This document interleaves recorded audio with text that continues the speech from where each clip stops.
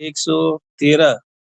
वास्तव बोध যার নেই নাই, বিশ্বাস তার কোথায়? বিদ্যমান তার বোধ হুম। বিন্যাস হয়ে যাতে বর্তমান, বিদ্যমান তো সেই এক কথায় বাস্তবতা যাতে সার্থক হয়ে উঠেছে সংগতিশীল তাৎপর্য নিয়ে, জ্ঞানও সেখানে तत्पर चलने चलित। इसके आ- क्या मतलब? आप एक काम कर दीजिए, आप एक पिक्चर पहले ग्रुप में दे सकते हैं क्या? हाँ, इसका स्क्रीनशॉट लेके मैं फोटो खींच के डाल देता वही कर दीजिए, वही कर दीजिए। हूँ। फिर मैं वो देख के बोल रहा हूँ, ठीक ठीक, है, कोशिश कर रहा हूँ जितना मुझे समझ आता है। अब दीजिए स्क्रीनशॉट। অঙ্কিতা রয়, অঙ্কিতা দাস, খবর কি দুজনকেই? অঙ্কিতা দাস, তোমার কি খবর? অঙ্কিতা রয়, কি খবর? খুব ভালো খবর। ভেরি সব গুড, দাদা ভালো ভালো চলছে। আছে খবর? Very good. তোমরা দুজন দুজনকে চেনো? না, হ্যাঁ হ্যাঁ। আচ্ছা। দুজনেই অঙ্কিতা কিন্তু কেউ কাউকে চেনে না। হ্যাঁ। অঙ্কিতা শব্দের অর্থ কি? যে ভালো আঁকে, আহ, আমি তো এটাই জানি। এই তো আজকে সায়ক ক্যামেরাম্যান রেখেছি। এই যে। আর হ্যাঁ, পাঠিয়েছেন সমরেশ দা? हाँ बस भेज रहा हूँ, बस भेज रहा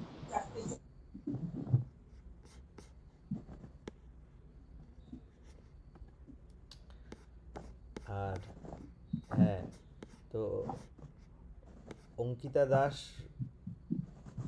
আপনার বয়স কত? আমার 23। ও আচ্ছা, ভালো। আমি তাই ভাবছিলাম যে কি কিরা আমাদের বয়সের নাকি, মা বয়সের আরো ওরম। বুঝতেও তো পারি না, সবার গলা এখন একই শোনায়। হ্যাঁ। হ্যাঁ। হেডফোন। हूँ, भेज के देख लीजिएगा। भेज दिए आप? हाँ हाँ ঠিক ঠিক ঠিক, দেখতে হ্যাঁ। তো আমাদের সমরেশ দা একটা বাণী পাঠিয়েছেন শিক্ষা বিধায়না থেকে। हाँ हाँ हाँ। উনি বলছেন, বাস্তব বোধ যার নাই, বিশ্বাস তার কোথায়?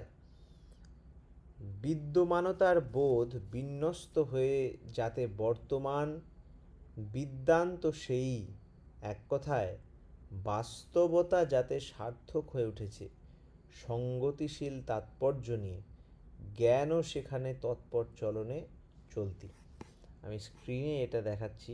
এই কথাটা বলতে বলতে একটা কথা আমাকে, আমি আরেকবার রিমাইন্ড করে দিই সবাইকে, যে ঠাকুরের এই বাণী পাঠের ব্যাপারটা কিন্তু, বা বাণী পাঠটা নিয়ে চিন্তা ভাবনা করার একটা ব্যাপার হচ্ছে যে শুধু বাণীটা যে মানেটা বোঝাই শুধু তা না, কিন্তু এর একটা ইম্পর্ট্যান্ট অ্যাসপেক্ট হচ্ছে ইন ইটসেলফ, এই যে বোঝার চেষ্টা করছি, এই বোঝার চেষ্টা করার এই এক্সারসাইজটা, এই এক্সারসাইজটা ইন ইটসেলফ একটা, এর একটা ইউজ আছে। আমি বাণীটা বোঝার চেষ্টা করছি, এটা বোঝার চেষ্টা করাটাই একটা ব্রেনে এমন এমন প্রসেসের মধ্যে দিয়ে আমাকে নিয়ে যায়, যেটা আমাকে যেটা আমাকে এটা বোঝা শুধু না, যেটা আমার মধ্যে কিছু এমন করে। তাহলে এর দুটো ইউজ আছে, একটা হচ্ছে বাণীটা বুঝে সেটা অ্যাপ্লাই করা, সেটা তো একটা আছে, প্লাস এটা যে বুঝতে পারার জন্য যে ফ্লেক্সিবিলিটি তৈরি হয় আমাদের, ওটারও একটা, সেইভাবেই জিনিসগুলো কিউরেটেড। সেই জিনিসটা, এই জন্য এগুলোকে ঋষির বাণীকে মন্ত্র বলা হয়, যেটা মনন করলে ত্রাণ হয়। তেমন এটাও কিন্তু ওরকম একজন পাঠ্য বিষয়, যেটা পাঠ করলে বুঝলে আমাদের মধ্যে একটা ওই নিউরোপ্লাস্টিসিটির মতো একটা জিনিস তৈরি হয়, যেটার পঠন পাঠন নিদিধ্যাসন শ্রবণ মনন এর মধ্যে দিয়ে আমাদের একটা সেরকম টিউনিং হয়। এনিওয়ে, বাণীটার প্রসঙ্গ টানতে একটা ঘটনা মনে পড়ছে। শ্রী শ্রী ঠাকুরকে জিজ্ঞেস করা হয়েছিল যে এই যে আপনাদের এখানে এত কিছু, আপনি যে এত পদ্ধতি, এত কিছু এটা সেটা, এই যে এত কিছু করছেন, এই এটা কিসের জন্য? আপনি যদি এক কথায় বলতে হয় আপনাকে, বা অল্প সংখ্যায় একটা শব্দে বলতে হয় যে কিসের, কি কি করার জন্য আপনি এটা করছেন, একবারে বলতে পারবেন? ঠাকুর বলছেন কমন সেন্স গ্রো করার জন্য। একবারে মানে ভাবলেও না, যেন যেমন আমাকে যদি জিজ্ঞেস করে তুমি কী নিয়ে পড়াশোনা করছো, আমি ফিজিক্স নিয়ে পড়াশোনা, কোনো ভাবতে লাগবে না, because it's a well known thing for me. ঠাকুরকে জিজ্ঞেস করছে আপনি এই এত কিছু করছেন, এই সাধন ভজন, এই হ্যান ত্যান কাজ সেবা প্রজেক্ট, কিসের জন্য? ঠাকুর বলছেন কমন সেন্স গ্রো করার জন্য। এই যে ব্যাপারটা ভাবতে গেলেই মাথা খারাপ হয়ে যায়। কমন সেন্স তো সবার আছে। এইটা বলতেই আমার আজকের রিসেন্ট একটা মিমের কথা মনে পড়ে যায়, যে বলছেন common sense is the most uncommon thing, মিমটাই বলে। সেটাই ঠাকুর বলেছিলেন, যে কমন সেন্স আপনি যেটাকে বলেন ওইটা সবচেয়ে আনকমন, প্রথম কথা। দ্বিতীয় কথা হচ্ছে আমি যে কমন সেন্সের কথা বলি সেটা হচ্ছে যেটা সব থেকে সবার কাছে আছে, এটা সব থেকে দরকার, অথচ আমরা সেটাকে ভুলে যাই। ওই জন্য ওই কমন সেন্সটা আর কমন থাকে না, আনকমন জিনিস হয়ে যায়। আর কমনের মধ্যে আছে কম প্লাস ইউন, মানে কম মানে কানেক্ট, ইউন মানে ইউনিটি। ইউনিটি একটা ইউনিয়ন, একের সাথে যুক্ত থাকে সব কিছুকে সেটার সঙ্গে নিয়ন্ত্রণ, সামঞ্জস্য এবং সমাধান সেটাতে লাভ করা, ওরিয়েন্ট করা, এটা হচ্ছে সেই কমন সেন্সের একটা বৈশিষ্ট্য। তাই কমন সেন্স মানে যেটা ইজিলি অ্যাভেলেবল, যদি আমি বলি, যদি আমি আপনাকে বলি সবচেয়ে বেশি কি অ্যাভেলেবল ইউনিভার্সে, সবচেয়ে বেশি জানেন কি অ্যাভেলেবল? যদি আমি বলি আকাশে তারা, কিন্তু কটা তারায় আপনি পৌঁছেছেন? একটাতেও না। তাহলে সবচেয়ে বেশি অ্যাভেলেবেল হয়েও কিন্তু ওটা আমার কাছে অ্যাভেলেবেল না। তেমনই বাস্তব বোধ মধ্যে যে বা অস্তিত্বর যে ব্যাপারটা আছে, এই অস্তিত্ব আমার এক্সিস্টেন্সটার ব্যাপারে সম্যক জ্ঞান, যে রিয়ালিটিটার জ্ঞান, যে রিয়ালিটির মধ্যে আমাদের ঠাকুর যখন বাস্তব বলে তখন কিন্তু অনেক, আর এর মধ্যে কমন স্বাভাবিক জিনিসপত্রগুলো, যে সাধারণ জিনিস, যে কীভাবে ঘর পরিষ্কার রাখতে হয়, কীভাবে নিজের সামান্য দেহ চর্চা করতে হয়, কীভাবে বড় মানুষের সাথে কথা বলতে হয়, কীভাবে বড়জন আমার গুরুজনদের সাথে কথা বলতে হয়, কীভাবে আমার ছোটোজনের সাথে কথা বলতে হয়, এই যে একটা সিম্পল জিনিসগুলো জীবনে একটা কোন স্টেজে কি হয়, কোনটা কোথায় শীলতা কোথায় বজায় রাখতে হয়, এই বেসিক জিনিসগুলো, যে কী খেতে হয় কী খেতে হয় না, এই বেসিক জিনিসগুলো যখন থাকে, এর ওপরে বিশ্বাসগুলো করে। হ্যাঁ, বিশ্বাস মানেই কেন এটাকে এরকম করে বলা হচ্ছে? বিকজ আমরা হয় বিশ্বাস মানেই একটা অবাস্তব কিছু। কিসে বিশ্বাস করি? আমি খ্রাইস্টে বিশ্বাস করি, ও মরার থেকে জ্যান্ত হয়ে গেছিলেন উনি। কিসে বিশ্বাস করো? আমি শ্রীকৃষ্ণে বিশ্বাস করি, কেনে আঙ্গুলে পাহাড় তুলে নিয়েছিল। আমাদের বিশ্বাসটাই একটা অবাস্তব জিনিসের উপর। এবার তার মানে এই না যে পাহাড় তোলা যায় না, তিনি তোলেননি, সেটা আলাদা ব্যাপার। তোলার মেকানিজমটা কি? এই যে কিছুক্ষণ আগে সায়ক আমাকে ফিজিক্সে অনেকগুলো জিনিস বোঝাচ্ছিল, বলছিল যে এরকম একটা হয় ইলেকট্রনিক্স, আর একটা হয় ইলেকট্রনিক্সের ভিতরে ফিজিক্স, দুটোরই ফিজিক্যাল দিক আছে, যে মেকানিজমটা কি। হ্যাঁ, ওই স্বাভাবিক বুদ্ধিটা না থাকলে, ওই স্বাভাবিক খোঁজটা না থাকলে বিশ্বাস দাঁড়ায় না। তাই ঠাকুরের একটা বাণী আছে দাদা, ওই সংজ্ঞা সমীক্ষাতে বাণীটায় বলছেন বিশ্বাস কিন্তু একটা অলিক প্রত্যয় নয় কো, অবাস্তব ধারণাও নয় কো, এরকম করে বাণীটা গিয়ে তারপরে শেষ হয়, এটি হলো ব্যবস্থিতি ও সংস্থিতির মধ্যে এক নির্দ্বন্দ্ব মিলন। এই যে নির্দ্বন্দ্ব মিলন মানে আগে দ্বন্দ্ব ছিল, দ্বন্দ্ব চলতে চলতে সেটা সমাধান লাভ করেছে। আমার ব্যবস্থিতি মানে আমার অনেক বলা যায় সিনথেসিস আর অ্যানালিসিসের মাধ্যমে। হ্যাঁ, তো এই জায়গাগুলোকে বাদ দেওয়া যায় না বিশ্বাসের জন্য। দকুল দোলা মনটি থেকে প্রশ্ন শূন্য হয় যখন, বিশ্বাস বলে তাকেই ওরে অচ্যুত মন হয় তখন। এই অচ্যুত মনের জন্য আমার বিশ্বাস দরকার। কোনো কিছুকে আঁকড়ে ধরে, এটা অলিক বিশ্বাস না, বিশ্বাস মানে এইটা যেখানে দুকুল দোলা নেই। আমি যদি বলি আমি বিশ্বাস করি যে এরকম করে আকাশের দিকে চেয়ে কিছু চাইলে হয়ে যাবে, বা আমি বিশ্বাস করি কিছু একটা, যে আমি পাশ করে যাব, বিশ্বাস করলাম মন থেকে। এটা ওই বিশ্বাস না কিন্তু, কারণ ওটা ভেঙে যাবে যখন ওটা না হবে না।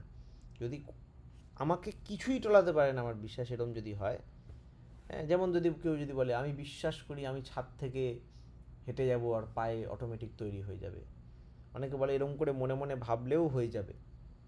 তা যদি হয় ভালো, করে দেখুক, করে যদি পড়ে মরে যায় তখনও যদি ওর বিশ্বাস থাকে তাহলে মানবো। তখন যদি পড়ে মরে সিস্টেমটা বন্ধ হয়ে যায়, ব্রেনে কাজ করা ছেড়ে দেয়, তাহলে তো ওটা বন্ধ হয়ে গেল না, তোর বিশ্বাস নিয়ে বন্ধ হয়ে গেল তো বিশ্বাস করা। ও যখন শেষ হয়ে গেল ওর বিশ্বাসটাও শেষ হয়ে গেল। তাহলে এটাকে কনস্ট্যান্ট মানা যাবে না। তাই বাস্তবের মধ্যে যে আছে, অস্তিত্বর ব্যাপারটা আছে, তাই সেইটাকেই আমরা মানবো, যেটার অস্তিত্ব can be verified and experimented. ওই জন্য এক্সপিরিয়েন্স কথাটাই আসছে এক্সপেরিমেন্ট থেকে। হ্যাঁ, এটা হতে পারে, that is now beyond my supervision, that is beyond my perception, এটা হতে পারে, বাট ইমপারসেপ্টেবল বলবো না। ঠিক আছে, এটা হচ্ছে প্রথম। দ্বিতীয় হচ্ছে এত ভিতরেও যেতে হয় না, আমরা কমন যে সাধারণ জীবন চলনার জীবন ধারণের জন্য যা যা লাগে সেইটার যে সাধারণ বোধ, সেটাকেই এখানে বলা হয়েছে বাস্তব বোধ। আর বাস্তব বোধের আরেকটা ওয়ার্ড হচ্ছে প্র্যাকটিক্যাল নলেজ। হ্যাঁ, প্র্যাকটিক্যাল ইনফরমেশান না, কিন্তু প্র্যাকটিক্যাল নলেজ। সবাই জানে মিথ্যে কথা বলতে নেই, এটা প্র্যাকটিক্যাল ইনফরমেশান। আর প্র্যাকটিক্যাল নলেজ হচ্ছে রিয়েলাইজেশনটা, মিথ্যে কথা বলার এফেক্ট আর মিথ্যে কথা করার এফেক্ট। যেমন একটা ভালো স্টুডেন্টের রিয়েলাইজেশন আছে যে ফেল করলে কী হবে, রিয়েলাইজেশন আছে যে না পড়লে কী হবে, আর সেটা তাকে কাজে প্রবুদ্ধ করে। আর ভালো একটা যে ফেল করে স্টুডেন্ট বা পড়তে চায় না স্টুডেন্ট, তার যে ইনফরমেশান আছে, সে জানে পড়াশোনা না করলে ফেল করব, বাট সে পড়ে না, তার কাছে নলেজ নেই, তাকে ওটা জাগিয়ে রাখে না। হ্যাঁ, তাই বাস্তব বোধ প্র্যাকটিক্যাল নলেজ, প্র্যাকটিক্যাল ইনফরমেশান না কিন্তু। আর প্র্যাকটিক্যাল ওয়ার্ডটার সাথেই আছে বা প্র্যাকটিস। হ্যাঁ, প্র্যাকটিস মানে অভ্যাস, মানে অভ্যাস করা, প্র্যাকটিস করা, হ্যাঁ, অনুশীলন। তাহলে বাস্তব বোধ যার নাই, তাহলে আবার অনুশীলনের মধ্যে আছে মানে পশ্চাৎ, ফলো। তাহলে বাস্তব বোধ যার নাই, বিশ্বাস তার কোথায়? কানেকশনটা দেখেন, বাস্তব মানে প্র্যাকটিক্যাল, প্র্যাকটিক্যাল মানে প্র্যাকটিস, অনুশীলন, অনুশীলনের মানে হচ্ছে পশ্চাৎ বা ফলো। তা আমি যদি ওই ফলোয়িং ব্যাপারটা কোথা থেকে আসছে, বাস্তব আর বিশ্বাসের এই লিঙ্কটা কোথা থেকে হচ্ছে? লিঙ্কটা আসছে আমার প্র্যাকটিক্যাল বোধ না থাকলে আমার প্র্যাকটিসিং ক্যাপাবিলিটি ডেভেলপ হয় না। আর আমার প্র্যাকটিসিং ক্যাপাবিলিটি ডেভেলপ না হলে আমার অনুশীলনের স্থান নেই। অনুশীলন যদি না থাকে অনুচলন আসে না, আর অনুচলন হারা বিশ্বাসকে আমরা বিশ্বাসই বলি না ঠাকুরের ডেফিনেশনে। তাই বিশ্বাস মানে ভেবে নেওয়া না, বিশ্বাস মানে এমন একটা স্টেটে পৌঁছানো যে স্টেটটা আমার কাছে আমার এক্সপিরিয়েন্সিয়াল রিয়ালিটি হয়ে যাবে, আমার জাস্ট গেসড রিয়ালিটি না, এক্সপিরিয়েন্সিয়াল রিয়ালিটি। বাণীতে বলছে, এটা ছিল ব্যাকগ্রাউন্ড টু দিস বাণী। কেন এই বাণীটা জাস্ট একটা র্যান্ডম বইতে না, একটা শিক্ষা বিধায়না বা ওরকম একটা বইতে, এক একটা বাণী কত ডিপ ডাইভ করা যায় ভাবার বাইরে। হ্যাঁ, এর বাণীর আগে পরে বাণীগুলো ঘেটে দেখলে বোঝা যাবে যে এইটায় পৌঁছানোর জন্য ওইভাবে ঠাকুর ড্র করেছিলেন। এনিওয়ে, ঠাকুর বলছেন বাস্তব বোধ যার নাই, বিশ্বাস তার কোথায়? তার বিশ্বাস নেই, হতেই পারে না, ওটা বিশ্বাস না। যদি থাকে, এখানে একটা হেয় করা হয়েছে, মানে বিশ্বাস তার কোথায়? যে এইটা জানে না সে, তার ওটা কোথায়? যে 5 মিনিট যে 5 মিনিট দাঁড়াতে পারছে না, সে আবার দৌড়াবে কি এরকমভাবে? বাস্তব বোধ যার নাই, বিশ্বাস তার কোথায়? তারপরেই বলছে বিদ্যমানতার বোধ বিন্যস্ত হয়ে যাতে বর্তমান। বিদ্যান তো সেই বিদ্যান বলছি, মানে বিদ্যান, বিশাল বিদ্যা আছে। কাকে বিদ্যান? ঠাকুর বলছে না, বিদ্যমানতার বোধ। বিদ্যমানতা মানে এক্সিস্টেন্স, আমি এক্সিস্ট করি। এই আমার এক্সিস্টেন্সের, আমি এক্সিস্ট করি মানে এই যে এটা বোধটা যার আছে যে আমি এক্সিস্ট করি, তুমি আমি আমরা সবাই জানি আমরা এক্সিস্ট করি, বাট এখানে ওটার কথা বলেনি। এটা বলছে বিদ্যমানতার বোধ বিন্যস্ত হয়ে যাতে বর্তমান। বিদ্যমানতার বোধটা আমার প্রত্যেকটা অ্যাকশনকে পারভেইল করে আছে, হ্যাঁ, পারভেড করে আছে। যেমন আমার, আমি এক্সিস্ট করি, যে এটা জানে আমি অস্তিত্ব, আমি বেঁচে আছি, আর তার বেঁচে থাকাটা সবাইকে নিয়ে এটা সে বোধ করছে। সে জানে আমি যদি আমার পাশের দুটো ঘর আছে, ওরা যদি ঠিক মোটামুটি আনস্টেবল থাকে খুবই, আমি যদি তার খোঁজখবর একদমই না নিই, ওটা আমাকেও আনস্টেবল করতে পারে। ওরা যদি চরম নোংরা হয়, ওরা আমি কিচেন শেয়ার করি, তো আমারও কিন্তু ইনফেকশনের চান্স আছে। এই যে প্যারামিটারগুলো আমরা ভাবা ছেড়ে দিই, তার মানে আমার বিদ্যমানতার যে বোধ, আমি বেঁচে আছি, বাচ্চার বেঁচে আছি বোধটা এক্সপ্যান্ড করেনি, এটা বিন্যস্ত হয়নি। আমার আইডিয়াল সেন্ট্রিসিটি নেই, আমি কনস্ট্যান্টলি বেড়ে চলতে চাই না, আমি কনস্ট্যান্টলি নিজে এক্সপ্যান্ড করতে চাই না, নিজেকে এক্সপ্লোর করতে চাই না, পরিবেশকে এক্সপ্লোর করতে চাই না, আনন্দর অনুভূতি নেই। তার মানে আমার ডাউট আছে যে আমার এক্সিস্টেন্স নিয়ে আমার কোনো ধারণা আছে কি নেই, আমি কোথায় আছি, কি করা যাবে, একটা সবসময় একটা আপহিল গো আমার নেই। তার মানে আমি জানিই না আমি এক্সিস্ট করছি নাকি। আবার এই উচ্চ স্তরের চিন্তাভাবনা করা তখনই সম্ভব যখন আমাদের ফিজিক্যাল ওয়েলবিং একটা লেভেল অবধি ভালো আছে। খুব জোরসে পটি পেয়ে গেছে তখন এইসব চিন্তা হয় না। যেমন আমাদের বডি যখন অ্যাজিটেটেড থাকে, বডি যখন প্যালপিটেশনের মধ্যে থাকে, তখন ফাইন স্ট্রাকচার, ফাইন থটস আমরা নিতে পারি না। তেমনই এই, তাহলে দেখা যায় সব কটা কানেক্ট হয়ে যাচ্ছে, আমার physical wellbeing, mental wellbeing, social wellbeing. এটাকেই ওয়ার্ল্ড হেলথ অর্গানাইজেশন হেলথ বলেছে, আর ঠাকুর এই পুরো জিনিসটাকে স্পিরিচুয়ালিটি বলেছে। একটা করলে সব কটা হয়ে যাবে, সব কটা করতে হবে না, একটা মানে সব কটা করতে হবে অল্প অল্প করে, বাট এর যেটা যতটা হবে বাকিগুলোও তার প্রপোর্শনেটলি ততটা হবে। এটা বানিয়ে আছে সত্যানুসরণে, একটা চাইতে গিয়ে 10টা চেয়ে বসো না, একটারই করো যাতে একটারই যাতে কি চরম প্রাপ্তি হয়, তাহলে দেখবি সব কটাই প্রাপ্ত হয়েছে, এরকম ব্যাপার। তাই ঠাকুর বলছেন বিদ্যমানও তার বোধ বিন্যস্ত হয়ে যাতে বর্তমান, তার যাতে বর্তমান এবং প্রেজেন্ট বিদ্যান তো সেই। আবার কি বলছেন, এক কথায় বাস্তবতা যাতে সার্থক হয়ে উঠেছে সঙ্গতিশীল তাৎপর্য নিয়ে, জ্ঞানও সেখানে তৎপর চলনে চলতি। এই বাস্তবতা, এই প্র্যাকটিক্যালিটি যাতে সার্থক হয়ে উঠেছে। আমার প্র্যাকটিক্যাল নলেজ আছে কিন্তু সার্থক না, আমি হ্যাপি না। হ্যাপি মানে কিরম হ্যাপি, আমি অ্যাক্টিভলি হ্যাপি না, আমি একটা হ্যাপিনেস ক্রিয়েটিং মেশিন না, আমি একটা লিভিং এক্সাম্পল না, আমি একটা এক্সোটিক লিভিং বিইং না। তার মানে আমার প্র্যাকটিক্যালিটি আমাতে সার্থক হয়নি। আমি বলছি আমি এক্সিস্ট, আমি ফিলোজফার। কাফকা বলে একজন রাইটার ছিলেন, ফিলোজফার, কিন্তু দুঃখে হয়তো মন ভরে গেছে। তার মানে তুমি ফিলোজফার, বাট ও কি থেমে গেছে না ও চলতি? ও কিন্তু চলতি ছিলেন উনি, ওর জন্য উনি বড় ফিলোজফার বলা হয়। কিন্তু সেটা সার্থকতা কোনো দিন শেষ পৌঁছায়নি, সার্থক হয়নি।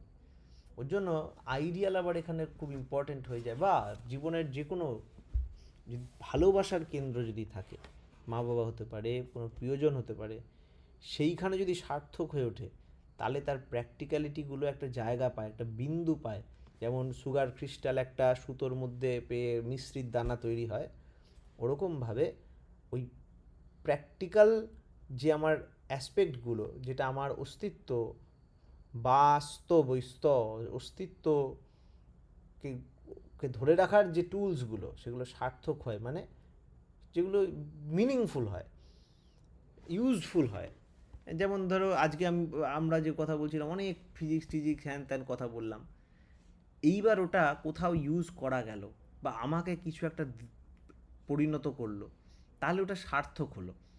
হ্যাঁ, তো তেমনই যখন আমার প্র্যাকটিক্যাল নলেজ, আমার এইসব যা বললাম, এগুলো যদি সার্থক হয়ে ওঠে কিছুতে, কিভাবে? সঙ্গতিশীল তাৎপর্য নিয়ে। সঙ্গতিশীল মানে একটা সার্থক হলো, আরেকটাকে বাদ দিয়ে তা না, প্রত্যেকটা মিলে একটা টোটাল পিকচার তৈরি করলো। সেইখানেই কিন্তু অ্যাকচুয়াল জ্ঞানের আবির্ভাব। আর সেটাই বিদ্যা। বিদ্যা সেই জ্ঞানটা প্রাপ্ত করতে আমাদের সাহায্য করে, আর যার সেই জ্ঞানটা আছে সেই বিদ্বান। এটাই এই বাণীটার তাৎপর্য। তাই এখানের কোর বিষয় ছিল বাস্তব, মানে ওই শুধু বস্তু না। আর বস্তু কথাটাও ঠাকুর বলেছেন, বস্তু মানে ম্যাটার, অস্তু। অস্তু মানে ইনার্শিয়া ঠাকুরের ল্যাঙ্গুয়েজে। হ্যাঁ, তো এগুলো খুব ইন্টারেস্টিং। ওই জন্য কোন লেভেল কতটা গিয়ে আমরা দেখছি তার ওপর এই বাণীর অ্যানালিসিস, ক্রিটিসিজম ততটা ডিপেন্ড করে। ঠিক আছে तिवारीदा? बहुत अच्छा एक्सप्लेनेशन दिया, बहुत अच्छा, थैंक यू। हाँ, ठीक ठीक है। अब ये एक्सप्लेनेशन किया यही है, ये एक्सप्लेनेशन तो हमने किया, ये तो ठीक है, लेकिन यही है। ऐसा नहीं कि ठीक हमने कुछ किया, ये यही है, हमने ठीक जस्ट ठीक, बताया। ओके। हाँ, यही तो, बट थैंक यू। हाँ, थैंक यू। अच्छा, अब हम आज का क्लास शुरू करते हैं। वंदे लोकतिलकं सात्वतवार्तविभूषणं अमरकृत्युत्सारणं प्रबुद्धं लोकजीवनं प्रणयप्रमत्तजागदीपनं वंदे जीवनजीवनं सत्पुरुषम्।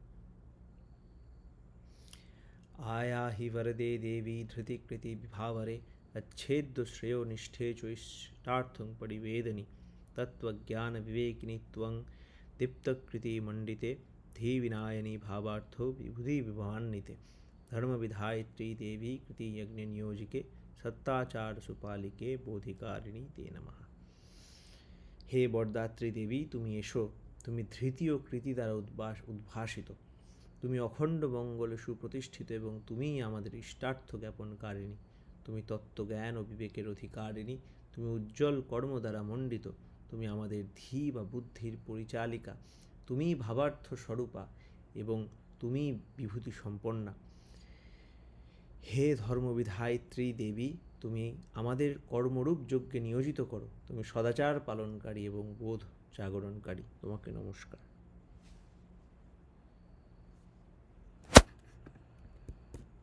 জয়গুরু। তা আজকে আমরা রেজিউম করব আমাদের যাজন সংকেতের পরের বিষয়গুলো। আমি চাই, এবং আমাদের এখানে অনেকেই চায়, যে আমাদের এগুলো আরও ইন্টারঅ্যাক্টিভ হোক। আগের দিন কি সুন্দর একটা ফার্স্টে একটু আমরা বাণীটা গুলো নিয়ে ডিসকাশন করলাম, পয়েন্টগুলো, তারপরে ইভেনচুয়ালি ওটা কিন্তু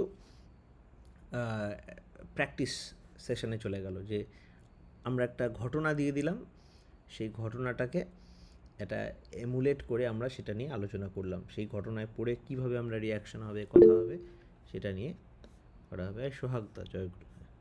ভালো, ঠিক। তো আজকে এখান থেকে আগের দিন আমরা 10 নম্বর পড়েছিলাম, যে নজর রেখো তোমার অনুমান যেন কখনো তোমার বোধ ঐশ্বর্যকে অবদলিত না করে। মানে এখানে আবার কি লিখছেন, অর্থাৎ আমি সাক্ষাৎ মতো যাহা প্রত্যক্ষ করি তাহাই আমার বোধ, এই বোধকে ছাপাইয়া অস্বীকার করি আমার অনুমানিক ধারণাগুলি আমি কখনোই প্রশ্রয় দেব না। এইটা আজকে বাণীর সাথে মিলে যাচ্ছে অনেকটা, যে বাস্তব ধারণার যেটা বলেছেন, যে আমার অনুমান কিছু যেন আমার, ঠাকুর বলছেন প্রত্যক্ষ যেন পরোক্ষকে, এই পরোক্ষ যেন প্রত্যক্ষকে অবহেলা না করে। আমি যেটা অ্যাজিউম করছি, আমার যেটা থিওরিটিক্যালও না, ওটা আমার হাইপোথিসিস, আমার যেটা হাইপোথিসিস সেটা যেন আমার প্র্যাকটিক্যাল রেজাল্টকে, আমার এক্সপেরিমেন্টাল রেজাল্টকে, আমার অ্যাকচুয়াল চোখের সামনে ধরা পড়ছে সেটাকে যেন ডিনাই না করে। আমার ফাইনাল জাজ হচ্ছে এক্সপেরিমেন্ট, আমার ফাইনাল জাজ হচ্ছে আমার প্রত্যক্ষ অনুভূতি, অনুমান নয়। তাই ভূত আছে কি নেই, তারপরে এই ঈশ্বর আছে কি নেই, এগুলো অনেকটা প্রত্যক্ষ অনুভূতির উপর দাঁড়িয়ে থাকা উচিত। হ্যাঁ, তাই ঠাকুর একটা বাণী আছে, ঈশ্বর তুই নাই বা মানিস, অস্তিত্বকে মানিস তো, পালন পোষণ অস্তিত্বের ধর্ম বলে তাকেই তো। ওই জন্য আমাদের দেশে ঈশ্বরের আগে ভগবানকে বেশি মাহাত্ম্য দিয়েছে, এবং ভগবানের থ্রু আমরা ঈশ্বরকে চিনেছি। দেখবে ভগবান উবাচ বলে, কারণ ঈশ্বরও ওই যে পরে বোঝা গেছে যে আচ্ছা ভগবানই ঈশ্বর, ঈশ্বরও পরম কৃষ্ণ সচ্চিদানন্দ বিগ্রহ। এই সচ্চিদানন্দ বিগ্রহ ছাড়া ঈশ্বরের আমাদের কাছে কোনো আন্ডারস্ট্যান্ডিং নেই। আমরা কাইন্ডনেসকে বুঝি না, আমরা কাইন্ডনেসকে বুঝি থ্রু আ কাইন্ড ম্যান বা থ্রু আ কাইন্ড বিইং। আমরা আত্মা জানি না, আমরা সত্তার পরিচালিকা শক্তি হিসাবে আত্মাকে দেখেছি। আমরা কখনো রাধাকে কৃষ্ণর থেকে আলাদা করে বুঝতে পারি না, সুরতকে শবদের থেকে আলাদা করে, শবদকে সুরতের থেকে আলাদা করে ভাবতে জানিনি। আমরা জীবাত্মা বলে আলাদা কিছু বুঝিনি এই দেহ ছাড়া। তাই আমরা সচ্চিদানন্দ বিগ্রহ, আমরা একটা বিগ্রহ নিয়ে মানে বিশেষভাবে গ্রহণ করে আছে যা, তাকে ধরে আমরা যাই। তার মানে সবসময় নোন টু আননোন। আননোনকে জানা যায় না তা না, কিন্তু আননোনকে জানা যায়, কারণ যা আজকে আমার আননোন কালকে তা আমার নোন হতে পারে। কিন্তু একটা ফাউন্ডেশনের ওপর আরেকটা জিনিস তৈরি হয়। যেমন আমার প্রত্যক্ষ অনুভূতিগুলোকে আরও তীক্ষ্ণ, আরও তীক্ষ্ণ, আরও ফাইন, আরও ফাইন টিউন করতে করতে ইভেনচুয়ালি আমরা সেইখানে পৌঁছে যাই যেখানে আমার কাছে যেটা গতকাল অধরা ছিল আজকে সেটা ধরার পর্যায়ে এসে গেছে। যেমন আমরা এতদিন এই যে অণুপরমাণু তো এইভাবে আবিষ্কার হলো, ফার্স্টে এরকম বড় বড় জিনিস, তারপরে ভাঙলো আরও ভিতরে, আরও ভিতরে, আরও ভিতরে। এই যে হাবল টেলিস্কোপ বলেছিল, খুব ফেমাস, নোবেল প্রাইজ পেয়েছিল হাবল, এডউইন হাবল। তারপরে এখন বেরিয়ে গেল জেমস ওয়েব টেলিস্কোপ, ও আরও নতুন নতুন জিনিস বার করছে মহাকাশে, তাই না? তো তেমনই কিন্তু আবার ফিজিক্সে আছে string theory. String theory experiment করা যাচ্ছে না বলে ওটাকে ডিসকার্ড করে দেওয়া হলো। তাই সব কিছুর পরিমাপক হচ্ছে এক্সপেরিমেন্ট। ঠাকুর এরমভাবে বলেছে যে তোমরা যাকে ভগবান বলছো সে ভগবান তো আজ অবধি আমাকে একটা হাওয়ার নাড়ুও খাইয়ে গেল না, মানে তিলের নাড়ুও খাইয়ে গেল না, সেটা হাওয়ার নাড়ু। তার মানে ওই ভগবান তুমি কীভাবে কিসের বেসিসে বলছো?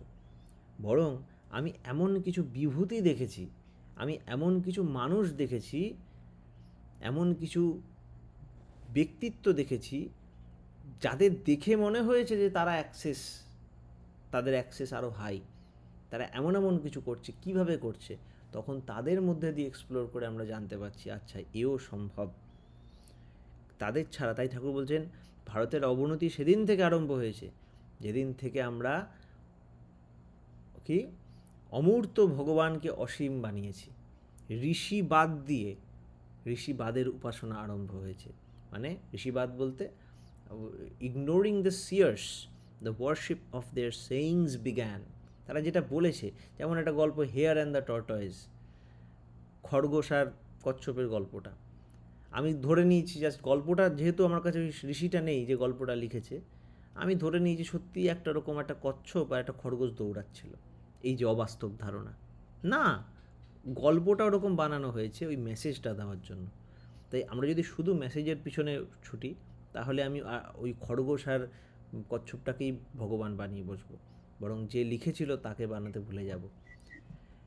এরকমভাবে হ্যাঁ হ্যাঁ সর্বজিৎ দা কিছু বলছেন?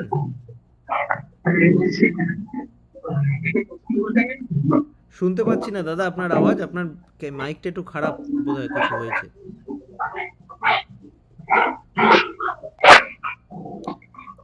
আপনি লিখে জানাতে পারেন, লিখে বলতে পারেন।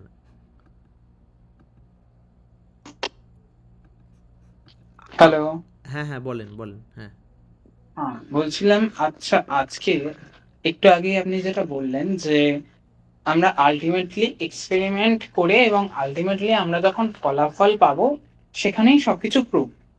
এবার আমরা কি কোনোভাবে সেটা মেন্টালিটি ডিপেন্ডেন্ট কথা বলতে পারি? অ্যাজ এক্সাম্পল আপনি যেটা আগের দিন বললেন, অর্থাৎ আজকে যখন ভগবান শ্রীকৃষ্ণ অর্জুনকে নিজের বিশ্বরূপ দেখিয়েছেন, অর্জুন সবকিছু ওনার কাছে সমর্পণ করে এবং তার সেই মেন্টাল কন্ডিশন নিয়ে ভগবানকে দেখেছে, তাই ভগবানকে বুঝতে পেরেছে। কিন্তু আজ দুর্যোধনও যখন দেখেছে, সে বুজরুগি ম্যাজিক এইসব বলে দিয়ে চালিয়েছে।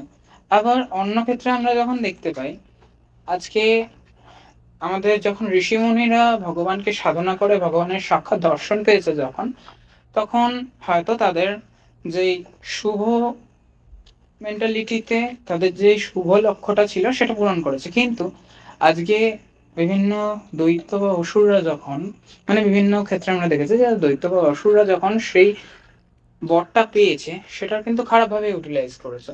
তো আফটার অল আজকের দিনে দাঁড়িয়েও ধরুন হচ্ছে আমি কাউকে কোনো জিনিস দেখালাম, সে সেটাকে বুজরুগি বলে চালিয়ে দিল দুর্যোধনের মতো।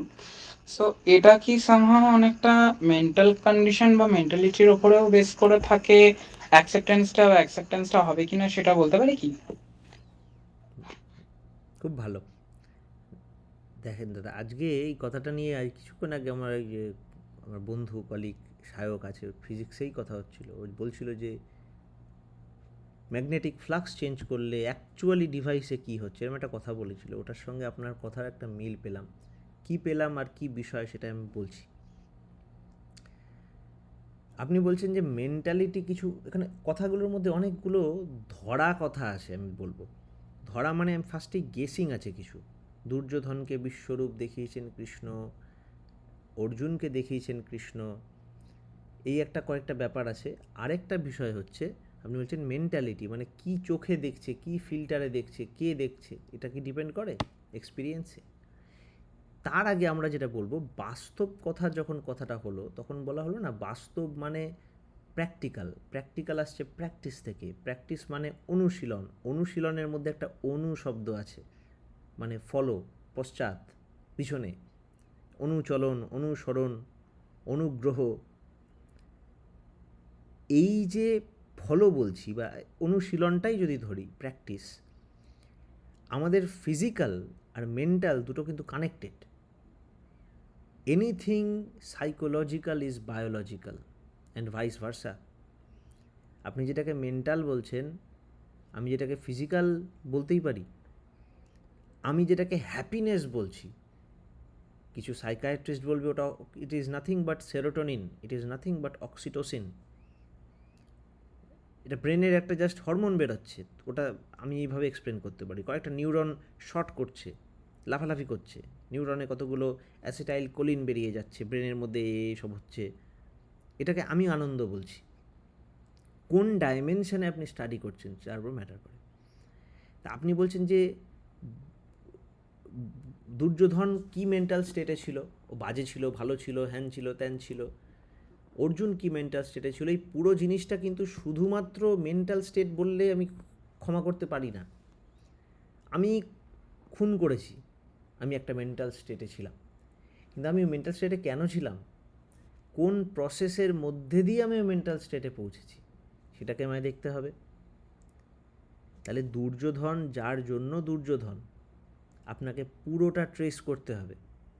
তখন আপনি দেখবেন ওই মনসা বাচা কর্মণি ওর মধ্যে চলে আসতে হবে। ডিম আগে না মুরগি আগের মতো ব্যাপার, যে কর্ম আমার ব্রেনকে সেট করে না আমার ব্রেন আমার কর্মকে সেট করে। ফিজিক্যাল বডি মেন্টাল বডিকে তৈরি করেছে না মেন্টাল বডি ফিজিক্যাল বডিকে তৈরি করেছে, ওই ডিবেটে আমি যাচ্ছি না। বরং আমি এটা জানি আমার মেন্টাল বডি ফিজিক্যাল বডিকে এফেক্ট করে, ফিজিক্যাল বডি মেন্টাল বডি মানে মাইন্ডকে এফেক্ট করে, and vice versa, this goes on. এইটাকে মাথায় রেখে আমায় বুঝতে হবে যে Duryodhan because he did Duryodhan like activities. একদিনে দুর্যোধন হয়নি। দুর্যোধনকে কৃষ্ণ যখন দেখিয়েছিলেন বিশ্বরূপ, আর আরও জন যখন বোঝাচ্ছে, তখন দুর্যোধন কি বলছেন, দুর্যোধন বলছেন হ্যালো প্লিজ ওয়েট, আমি জানি এটা পাপ, আমাকে বোঝাতে হবে না ধর্ম কোনটা অধর্ম কোনটা, আমি জানি প্রবলেম হচ্ছে আমার, অন্য প্রবলেম। দেখো কত অনেস্ট দুর্যোধন। বলছে আমার প্রবলেম একটা আছে, সেটা হচ্ছে আমার ইচ্ছা করছে না ভালোটা করতে। কী সুন্দর সুন্দর কথা। এটা কিন্তু এই ট্রুথটা কিন্তু আমরা অনেকে অ্যাকসেপ্ট করি না। বলছে আমি জানি এটা ঠিক, আমি জানি এটা ভুল, বাট প্রবলেম হচ্ছে আমি জানি না কেন আমার বাজেটাই করতে ইচ্ছা করছে। I don't know. না জানামি ধর্মং নচমে প্রবৃত্তি, না জানামি ধর্মং নচমে নিবৃত্তি, হৃদিস্থিতে ন বাসুদেব যথা নিযুক্ত হস্মি তথা করোমি। এরম বলেছিলেন দুর্যোধন। আমাকে যেখানে আমার ভিতরে একটা ঋষিকেশ আছে, ঋষিকেশ মানে কৃষ্ণর নাম, আমার ভিতরে একটা কৃষ্ণ বসে আছে যাকে আমি পুজো করি, আমার মন। আমাকে যেখানে আমাকে নিযুক্ত করে আমি তাই করি। যথা নিযুক্ত হস্মি তথা করোমি। আমারও ওরম আছে, এরম আমাদের সবার আছে। এখন ওটা কি একদিনে তৈরি হয়েছে? ওটা হয়তো দুর্যোধনের ছোটোবেলা থেকেই ওটার বীজ ছিল, বাট দুর্যোধন ওটাকে প্র্যাকটিস করেছে, দুর্যোধনের মামা ওটাকে আরও ভালো করে পুষ্টি করেছে, দুর্যোধনের বাবা, দুর্যোধনের ও সব মিলে ওটাকে আরও পুষ্ট করে, ওটাকে প্র্যাকটিস করিয়ে, অনুশীলন করিয়ে ওটাকে আরও প্রগাঢ় করে তুলেছে। তাই জন্যই যেদিন শ্রীকৃষ্ণ এসে বিশ্বরূপ কেন যাই দেখা, যে রামকৃষ্ণদেব বলেছিলেন সূর্য অনেক বড়, বাট হাতটা এখানে আমার, এই আঙ্গুলের সূর্যের কাছে কিছুই না, বাট এই আঙ্গুলটা আমার এত কাছে যে সূর্যকে ঢেকে দিচ্ছে, আমি এত পাওয়ারফুল লাইটকে আমি এই 4টে আঙ্গুল দিয়ে ঢেকে দিচ্ছি। তেমন দুর্যোধনের অনুশীলন দুর্যোধনকে একদম পাক্কা দুর্যোধন বানিয়েছে। আর শ্রীকৃষ্ণ যাই দেখাক, সূর্য যতই বড় হোক, হয়তো পুড়িয়ে দেবে, তাও সূর্য তোকে দেখতে পারবে না। আর অর্জুন অনুশীলনে ছিল, অর্জুন মানুষ সখা হিসাবে পুজো করেছিল কৃষ্ণকে, বন্ধু হিসাবে শ্রদ্ধা ছিল, কিন্তু খুব কাছের মানুষ, মানুষকে দেখেছিল আগে, আগে মাধবকে চিনেছিল। মাধব, মধুর বধ করা মাধব, সামান্য বাসুদেব, একটা মানুষ, ওকে দেখেছিল। থ্রু হিম হি নিউ বাসুদেব সর্বমিতি। মদাত্মা সুদুর্লভ, খুব কম, সুদুর্লভ, দুর্লভ, হাজার হাজারের কোটি কোটিতে 1-2 পায়। কেন পায়? বিকজ কেউ এই পথটা নিতেই চায় না। আমরা ভগবানকে আকাশে তুলে দিই যাতে ভগবানের জায়গাটা আমরা নিতে পারি somehow, which is a very foolish thing to do. হ্যাঁ, তাই মদাত্মা সুদুর্লভ বলেছে। তাই আমার এই মেন্টাল বলে যেটাকে বলছি, এটা ফিজিক্যালের সাথে রিলেটেড, ফিজিক্যালটাও মেন্টালের সাথে রিলেটেড। এই জিনিসটা আমার একটা সিস্টেমের উপর দাঁড়িয়ে আছে। আচ্ছা, আমি একটা এক্সাম্পল দেবো, হয়তো একটু হাস্যকর হয়ে যাবে।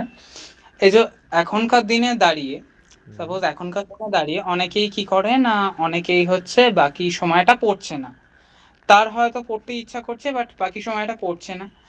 বাট যখন পড়ছে না বলতে পরীক্ষা তার সামনে এসে যাচ্ছে, তার বুঝতে পারছে যে তার তখন পড়াটা দরকার, এবং সে হয়তো পড়ছেও, কিন্তু আজকে তার মেন্টাল কন্ডিশনটা, মানে তার সেই জোরটা সেই জায়গায় নেই যেটা দিয়ে সে একটা ভালো রিমার্কস করতে পারে, বা যেটা দিয়ে সে একটা সেই গুড ফর্মটা নিয়ে আসতে পারে। ব্যাপারটা এরকমই বলতে পারি কি? দেখো, ওটা খুবই এটা এটা খুব একটা ছোট্ট ট্রিভিয়াল এক্সাম্পল আমি বলবো। এমনি তো এরকম অনেক এক্সাম্পল হতে পারে, কিন্তু এটা একটা অনেক ট্রিভিয়াল এক্সাম্পল। একটা স্টুডেন্ট সবসময় ওই অবস্থায় থাকে না যে সবসময় ও নিজের এক্সিস্টেন্সকে অ্যাট স্টেক দেখতে পারে, যে আমি বিপদে হয়ে যাব, আমি না পড়লে আমি বিপদে চলে যাব, এই যে একটা পজিশান, এইসব ভয় করে এডুকেশানের জায়গাটায় ঠাকুর চেয়েছেন, বা যে কোনো আমাদের এই মেন্টাল হেলথ যদি দেখি, এটা পড়াশোনা না, যে এরমভাবেও করা যায় আপনি যেটা বলছেন, যেমন পরীক্ষা আছে বলে পড়বো যে জিনিসটা, এই যে ডাইরেকশানটা, এই আমি পড়াশোনার এক্সাম্পলটা নিতেই চাই না এই জায়গায়, কারণ পরীক্ষা তাই পড়বো, this was never the point of exam. হ্যাঁ, এটা হয়তো চাকরির পরীক্ষা বা এইসবের জন্য, এই আপনার এটা পরীক্ষা, কারণ এটা ফুটবল খেলা বা যা খুশির জন্য বলেন, হয়ে যাবে। কিন্তু আমি বলবো পড়াশোনার দিকটা এক্সপ্লোরেশন, আমি জানতে চাই, আমি বুঝতে চাই, আমার ইন্টারেস্ট, আগ্রহ হয়ে গেছে ওই জিনিসে, এবার আমি এমনিই জানবো।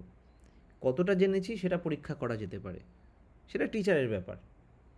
আমার ভালো লাগে একটা সিনেমা দেখতে, ধরো একটা কার্টুন আছে নারুটো, আমি দেখেছি, এখন ওটার ব্যাপারে আমি পরীক্ষা দেবো কি দেবো না আমি জানি না, বাট আমাকে যদি এখন জিজ্ঞেস করা হয় যে ও নারুটো কার্টুনে এটা কী হয়েছিল, ওটা কী হয়েছিল, সেটা আমি এমনিই বলে দেবো, পরীক্ষায় ফার্স্ট হয়ে যাব। তার মানে কি আমি পরীক্ষার জন্য প্রিপেয়ার করেছিলাম? না, আমি আগ্রহ নিয়ে দেখেছি। এডুকেশানের দিকে এইটা কাজ করে, এডুকেশানের দিকে ওইটা আনবেন না, যে আমি কোন মেন্টাল স্টেট, কোনটা ভালোবাসা পড়ে গেলে, আগ্রহ এসে গেলে মেন্টাল স্টেট কেমন সেটা মাইন্ড নিজে বিচার করে না। ঠাকুরকে বলেছিলেন পড়াশোনায় বাচ্চাগুলোকে মনোযোগী কী করে তুলবো, ঠাকুর বলেছিলেন মনোযোগী করতে যেও না, আগ্রহী করে তোলো, মনোযোগ এমনিই আসবে। কি ডেঞ্জারাস কথা! মনোযোগী করতে হবে না, আগ্রহী করে তোলো। টিচারের কাজ শুধু পড়িয়ে মুখস্থ করিয়ে দেওয়া না, টিচারের কাজ হচ্ছে ইন্টারেস্ট গজিয়ে দেওয়া। তুমি ইন্টারেস্টটা গজিয়ে দাও, ও এমনি পড়ে যখন যা মুখস্থ করার করে নেবে। ঠিক, আমার ওই জন্য ওই স্টাইলটা ভালো লাগে পড়তে, আমি যখন ফিজিক্স বা এইসব কিছু পড়ি বা করি কী করি, আমি ঠাকুরের পদ্ধতি ফলো করে, ঠাকুরের একটা বাণী আছে মেসেজ ভলিউম 8-এ, চ্যাপ্টার এডুকেশন, বাণীটার নাম হচ্ছে মেক ইয়োর স্টাডি মিনিংফুল। তোমার শিক্ষাকে বা তোমার বিদ্যার্জনকে সার্থক করে তোলো, একটা বাণী আছে, make your study meaningful, message volume 8, chapter education. ওই বাণীতে ঠাকুর, যাই হোক পড়ে দেখবেন আপনারা। তো আমি কী করি, আমি একটা প্রবলেম তুলি। যেমন প্রবলেমটা কী হতে পারে ফিজিক্সে, ধরেন আমার ঘর অপরিষ্কার, আমি একটা রোবট বানাবো, কিছু একটা ভাবে আমাকে এমন একটা সিস্টেম বানাবো, সেটা কী হবে আমি এখনও জানি না, কিন্তু এমন একটা জিনিস বানাবো যে ঘরটাকে অটোমেটিক পরিষ্কার করতে থাকবে। এই যে এখান থেকে শুরু হলো, আমার অস্তিত্বর সাথে লিঙ্ক হয়ে গেল, এটা প্র্যাকটিক্যাল অস্তিত্বের সাথে লিঙ্ক হয়ে গেল। এইটার জন্য এবার কী করা যায় খুঁজতে খুঁজতে দেখলাম আচ্ছা এরকম ভ্যাকিউম রোবট হয়, ভ্যাকিউম ক্লিনারের ব্যাপারে জানলাম, ভ্যাকিউম ক্লিনার খোলা কাচা করলাম, এই করলাম সে করলাম, এবং তারপরে গিয়ে একটা ভ্যাকিউম ক্লিনারের একটা রোবটের মতো বানানো হলো, বানিয়ে একটা কোনো রকম চালালো। এইবার দেখা যাচ্ছে এইটা করতে গিয়ে রোবোটিক্স জেনে গেলাম, আরডুইনো জেনে গেলাম, মেকাট্রনিক্স কিছুটা জানতে পারলাম, ইলেকট্রনিক্স জানতে পারলাম, প্রোগ্রামিং জানতে পারলাম। এবার এই প্রোগ্রামিংয়ের জন্য লোকে কোর্স করে, লাখ লাখ টাকায় ভর্তি হয়, রোবোটিক্সের জন্য 4 বছরের ইঞ্জিনিয়ারিং করে। কই, আমার তো এসব করতে হলো না, আমাকে এই ডাইরেকশানটা দেওয়া হলো। হ্যাঁ, এই ডাইরেকশানে আগ্রহী করে তুললে এইখান থেকে পক পক পক করে হয়ে যায়। যেমন আমাদের একটা ভাবলাম আমরা একটা ইউনিভার্স কী রেটে এক্সপ্যান্ড করছে, সেই এক্সপ্যানশানে একটা এরর দেখা যাচ্ছিলো, যাই হোক একটা গল্প আছে, তো সেটা মাপার জন্য বা এরকম একটা করার হবে, তো সেটা আমাদের মেজার করতে চাই, মানে এই হলো। তো আমরা সেরকমভাবে ইনভেস্টার নিয়ে টেলিস্কোপ বানাতে হবে, টেলিস্কোপ বানানোর জন্য টেলিস্কোপ বানানো হলো।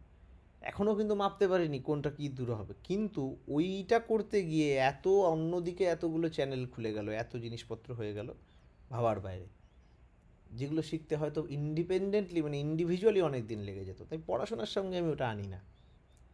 হ্যাঁ, এই জিনিসটা এই এতটা দূরত্বে দেখতে হবে, পড়াশোনার মধ্যে আমি এটা জানি না। পড়াশোনায় বরং এইটা আরও ইম্পর্ট্যান্ট অ্যাপ্রোচ, যে আলাদা আলাদা সাবজেক্টগুলো কীভাবে আপনি লিঙ্ক করতে পারেন।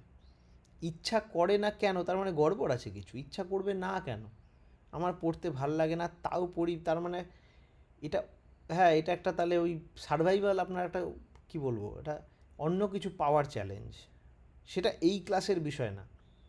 এই ক্লাসে আমরা we am at the top, we am God, এখানে আমাদের উদ্দেশ্য ঈশ্বর প্রাপ্তি। পাশাপাশি এমনি গল্প করলে কীভাবে চাকরি পাওয়া যায়, কীভাবে করা যায়, সেগুলোর তো দ্যাটস অ্যানাদার টপিক, স্যার ওটা নিয়ে আমরা আলাদা গল্প করতে পারি, বুঝতে পারি। কালকে আমার এক্সাম, সেটা আমি কী করে পাস করবো, সেটা একটা আলাদা টপিক, ইম্পর্টেন্ট না বলছি না কিন্তু, বাট ওটা নিয়ে আমরা অন্য ডিসকাস করতে পারবো। বাট এখানে যখন আমরা ইষ্টকে নিয়ে আছি, এখানে আমাদের টার্গেট টপ, এখানে আমরা মিনিস্টার নিয়ে কথা বলা মানে চাণক্য নিয়ে কথা হবে, এখানে ভক্ত নিয়ে কথা হলে হনুমান নিয়ে কথা হবে, সায়েন্টিস্ট নিয়ে কথা হলে আইনস্টাইন নিয়ে কথা হবে। এই হলো আমাদের লেভেল। তো আমরা ঠাকুর যে আঙ্গিকে বলেছেন, এডুকেশানে এইগুলো স্থান নেই, যে পরীক্ষা নেবে নিক, হ্যাঁ নিক। আমি যাকে ভালোবাসি, যে স্ত্রী তার স্বামীকে ওরমভাবে ভালোবাসেন, হ্যাঁ, এবং নখদর্পণে রাখেন, তাকে যেদিন খুশি পরীক্ষা নাও, যে তার স্বামীর কেমন শরীর কেমন আছে বা কী আছে, সে সবসময় রেডি।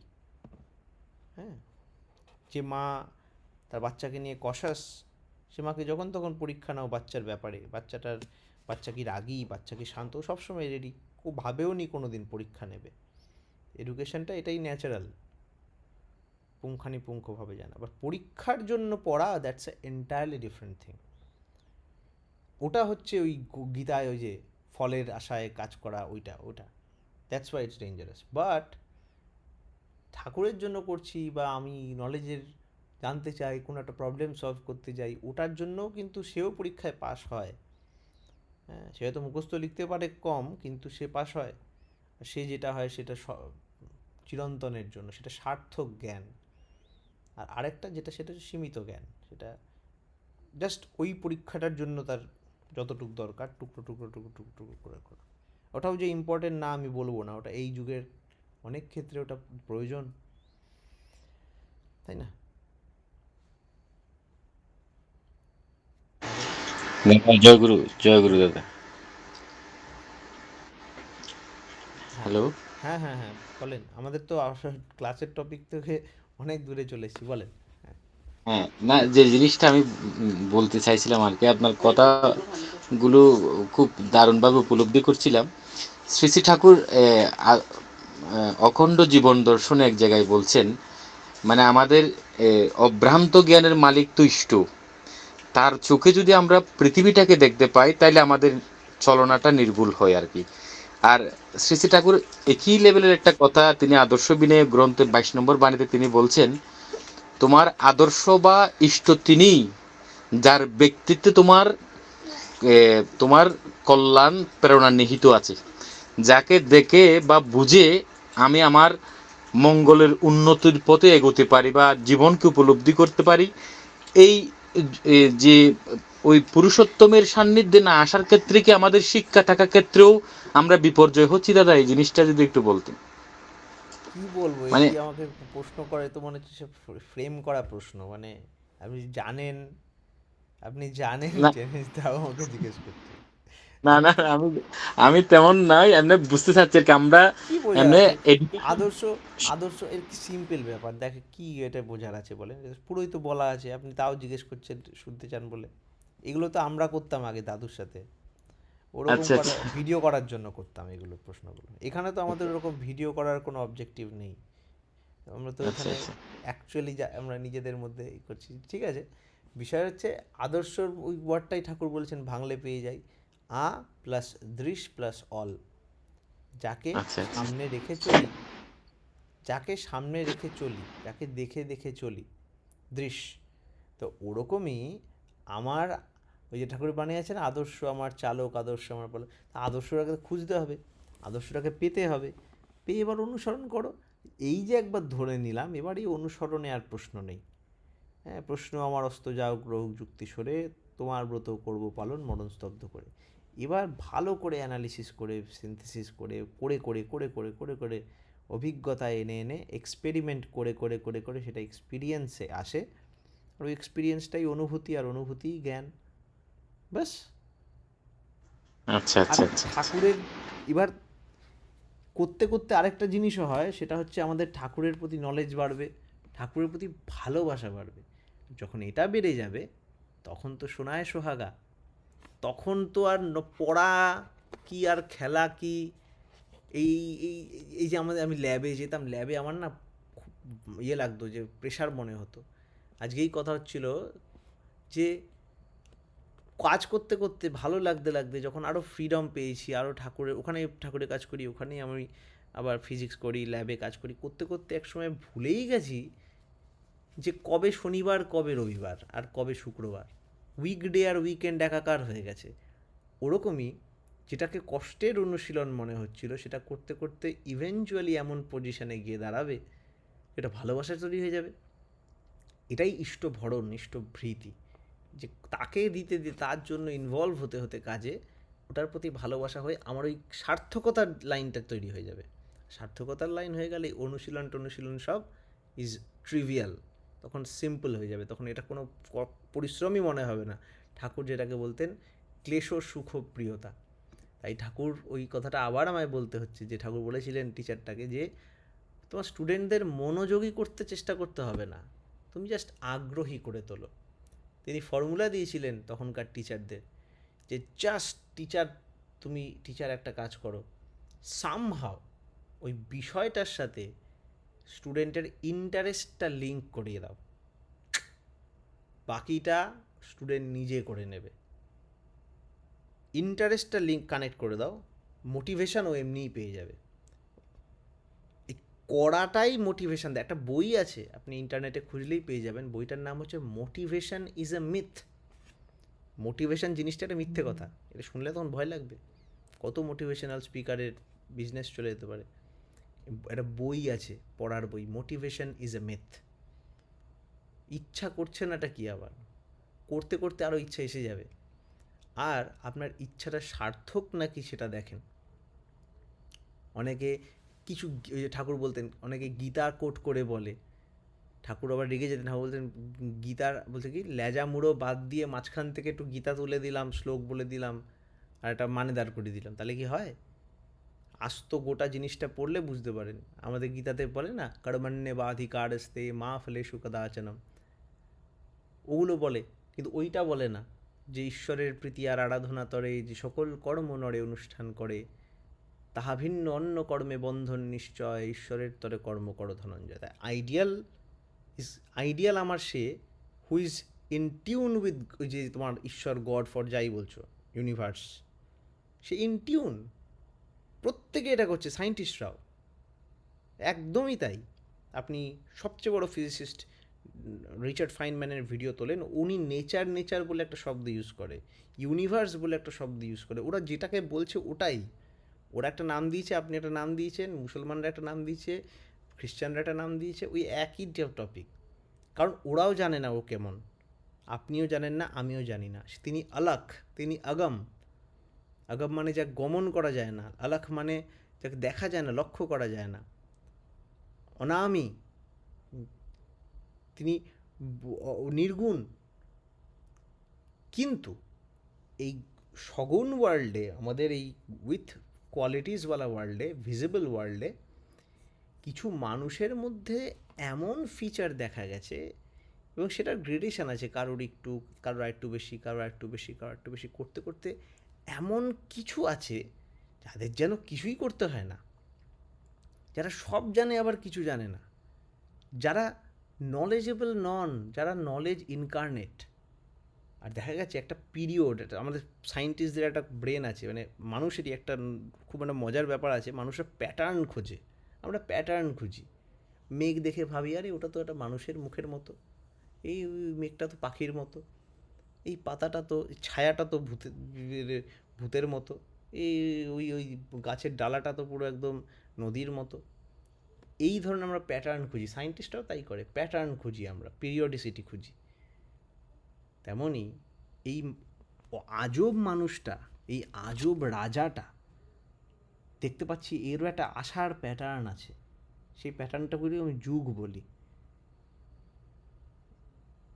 সম্ভবামি যুগে যুগে। দেখা যাচ্ছে যে বিশাল বড় বড় ক্যালামিটির সময় এই মানুষটার আবির্ভাব হয়, ব্যাস হয়ে গেল অবতারের গল্প। তো এই এই এই এই এই প্যাটার্নটা আমরা খুঁজেছি, এবার দেখতে পাচ্ছি এই বড় মহামানুষটা is connected to that, everyone is connected to that supreme universe, god, for যাই বলেন, আল্লাহ, এই সেই একই ওয়ার্ডগুলোর মানেগুলো বার করবেন। খোদা মানে খুদ, ওয়ান, গড মানে হি হু ইজ ইনভোকড। হ্যাঁ, তারপরে তোমার মাম্মা ক্যামেরাটা একটু অফ করবা, তোমার ক্যামেরা চলছে।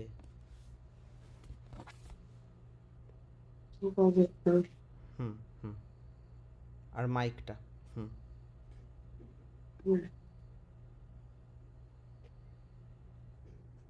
তো মাইকটা অন আছে মনে হয়, একটু মিউট করে নিও। মাইক আর ক্যামেরা দুটোই অফ করে নিও এরকম করে। নিচে আছে, দেখো নিচে আছে, নাহলে সবাই শুনতে পারবে, সব লোক দেখতেও পারবে। ঠিক আছে, তুই বলতে প্রোগ্রাম করতে থাক, আমি দেখছি। ঠিক। হ্যাঁ, তো এই প্রত্যেকটা ওয়ার্ড কিন্তু ইভেনচুয়ালি ওই একই দিকে ডিরেকশন দিচ্ছে, কিন্তু যেমন প্রতিটা জায়গায় আবার ওই একই কথা বলছে যে without the scientist you cannot get to the science. হ্যাঁ, ওই জন্য আইনস্টাইন একটা কথা বলতেন, we stand on the shoulder of giants. এই কথাগুলো নেটে পেয়ে যাবেন সব। আমরা কিছু বড় বড় জায়েন্ট আছে যাদের ঘাড়ে উঠে আমরা দাঁড়াতে পারি, তো ওই রকম ওই জায়েন্টদেরই আমরা সাধু বলি, মহাপুরুষ বলি, ইত্যাদি ইত্যাদি নাম দিই। এই জায়েন্টদের মধ্যেও যারা জায়েন্ট, যাকে বিবেকানন্দ বলেছেন টিচার্স অফ অল টিচার্স, তাদের আমরা বলি অবতার। আর এই যে সোহাগদা যে একটা কথা বললেন, আদর্শ, ইষ্ট, সৃষ্ট, এই ইষ্ট ক্যান বি, আপনার ইষ্ট কে আপনি চুজ করে নেবেন, আপনার আদর্শকে আপনি চুজ করে নেবেন, কিন্তু ওই পুরুষোত্তমের কথা বলা হচ্ছে he is the best kind of আদর্শ দ্যাট ইউ ক্যান হ্যাভ, তাই না? যুগে যুগে দেখা গেছে। এই হলো ব্যাপার। কিন্তু কারোর যদি মোটামুটি একটা সত্য আদর্শ কিছু থাকে, কেউ থাকেন, মহাপুরুষ পাবক পুরুষ কিছু একটা হয়, কেউ একজন গুরুদেব হন, কিছু একটা পায় ওর যে কোনো একটা তুলে নিলে হবে না, যেরকম করবেন আপনার সেরকম দিকে আপনার ঝোঁক হবে। করে নিয়ে যদি সে সৎ হয় তাহলে you will find the link somehow. নৃণামেক গম্যস্তমসি পয়সামর্ণবীব, somehow you will find the link. হ্যাঁ, ধৃজুকুটিল নানা পথজুষাং, there are many throughout many ways you will somehow reach to the supreme, that ideal. তো আপনি ডাইরেক্টও একটা ওয়ে আছে, আপনি ডাইরেক্ট আইডিয়ালটাকে বার করতে পারেন।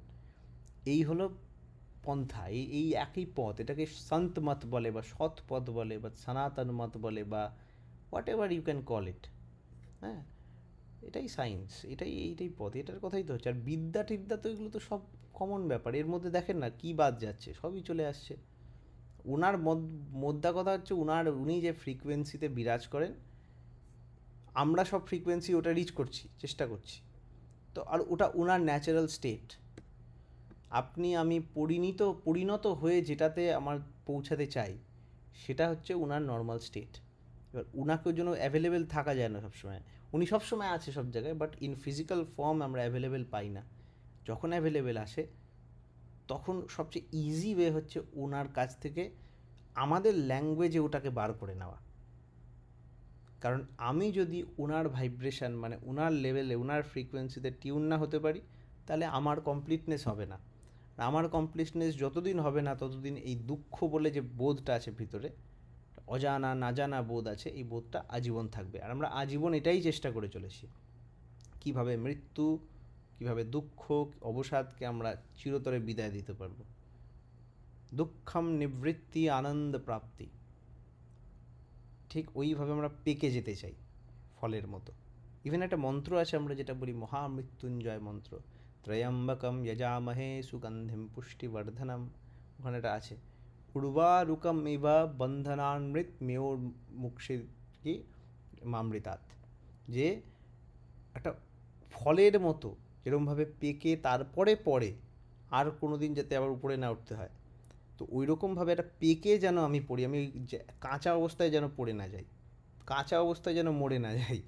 হ্যাঁ, মানে কিছু জানলাম না, ঈশ্বর প্রাপ্ত হলাম না, ওরম না, উর্বারুকামিবা বন্ধনান মৃত্যুর মুক্ষিয়া মামৃতাৎ, কমপ্লিট হয়ে যাবে, তাহলে আমি অমর হয়ে গেলাম। ওই রকম আমরা চাই। ওর জন্যই শিবের আরেক নাম ইষ্ট। আবার ইষ্ট শব্দটার মানে হচ্ছে মঙ্গল। সর্বমঙ্গলা মঙ্গলে শিবে সর্বার্থ সাধিকে, সব কিছু তখন সাধক, সব কিছু অর্থ কমপ্লিট লাগে, মানে আচ্ছা না meaningful, my life was meaningful feeling আসে। তো এই দেখেন সব লিঙ্ক হয়ে আছে, পুরোটা মিলে একটা সাবজেক্ট। ওই জন্য ঠাকুর ইন্টারডিসিপ্লিনারি সায়েন্স খুব ভালোবাসতেন, ইন্টারডিসিপ্লিনারি স্টাডিজ খুব ভালো লাগতো ঠাকুরের। ঠাকুর নভেল যারা লিখতেন তাদের দিয়ে ফিজিক্সের বই লিখতে বলেছিলেন, আবার ফিজিক্স যারা পড়েন তাদের নভেল পড়তে বলেছিলেন। অদ্ভুত। এই খুব ভালো লাগে এটা ভাবলে যে আজকের সায়েন্স চেষ্টা করছে ওইদিকে যাওয়ার অনেক জায়গায়। আমরা ওই ইন্টারডিসিপ্লিনারি ফিল্ডে আমরা আস্তে আস্তে আবার প্রবেশ করছি। আমরা বলতে বাধ্য হচ্ছি যে কোনো সাবজেক্টকে বাদ দিয়ে না, যেমন কোনো মানুষকে বাদ দিয়ে না। এটাকে অস্বীকার করার জায়গা নেই আমাদের কাছে। মানতে পারি ঝগড়া হবে দুদিন, মানতে পারি, কিন্তু ট্রুথ ইজ নেভার বিহাইন্ড। ঠাকুর বলেন বিধি কিন্তু নয়কো জ্ঞানী, নয়কো জ্যান্ত নয় চেতন, ইষ্টানুগ বেত্তা জ্ঞানীর জ্ঞানেই বিধির নিয়ন্ত্রণ। যেটা বিধি বা ল, এই ল ভালোও না বাজেও না, চেতনও না। যে ইষ্টানুগ, যে ইষ্ট, সে বিধিটা জেনে বিধাতা হয়েছে যিনি, তার জ্ঞানে এই বিধিটাকে তুমি কন্ট্রোল করতে পারো। একটা বাচ্চা আগুনে হাত দিলে হাতে লাগবে, আগুন ভাববে না যে বাচ্চাটা, আগুনের বিধান ল হচ্ছে আগুন পোড়ায়, জ্বালিয়ে দেয়। তো it's not up to him, যে বাচ্চা হাত দিলে পুড়বে, দেখা গেল বাচ্চার কর্মফলটা সব মিলিয়ে দেখা যাবে যে হ্যাঁ ওরমই কিছু করেছে, কিছু অ্যাক্টিভিটির মধ্যে দিয়ে গেছে যাতে ওর আগুনে হাত লাগতো। তখনও যদি ও ভাবতো যে আমি এটাকে অন্য কিছু করবো, এই ভাবনাটাও একটা কর্ম ক্রিয়েট করে তাকে ওইখান থেকে সরিয়ে নিতে পারে। তখন যদি ওর মা চলে আসে বা সামহাও মা ওকে সরিয়ে নেয়, তো ওর মায়ের কর্মফল এফেক্ট করছে, তাহলে দেখেন কতটা কিছু ম্যাটার করে যাচ্ছে। সবাই মিলে যে টোটাল এটাকে ফিজিক্সে এত সুবিধা হচ্ছে, সবচেয়ে বড় কথা ঠাকুরের এটাই মজা। ঠাকুর প্রফুল্লদাকে বলছেন একবার, প্রফুল্ল তুই ফিজিক্সটা পড়লে ভালো হতো। ভাবেন যে আলোচনা প্রসঙ্গ লিখেছে ঠাকুরের, ঠাকুর ওকে বলছেন ফিজিক্স পড়তে। যে কেন ঠাকুরের কী করবো, আমি তো আর্টস নিয়ে এম এ পড়েছি। ঠাকুর তো আর্টস পড়েছিস খুব ভালো, আমি তো চাই আর্টসও পড়া দরকার, কিন্তু তাও আপনি যদি এমএসসিটাও করে নিতিস খুব ভালো। মানে ঠাকুর এরকম উল্টোপাল্টা বলবে তখন লোকেরা। একটা লোক আছে, ওকে ঠাকুর 3বার এমএ করিয়েছেন আলাদা আলাদা সাবজেক্টে তখনকার দিনে। রেবতী মোহন বিশ্বাসকে বাড়িতে বসে এমএ করিয়েছে, মানে তখন এই জিনিসটা ছিল না যে বাড়িতে বসেও সম্ভব। ঠাকুর বলেছেন দেখো দেখো দেখো কিছু একটা করে ওই বাড়িতে বসে, রথিজিতের যে দিদা, আমার বন্ধু রথিজিৎ, ওর দিদার দাদা রেবতী মোহন বিশ্বাস, তো ও বাড়িতে থেকে এমএ করেছে।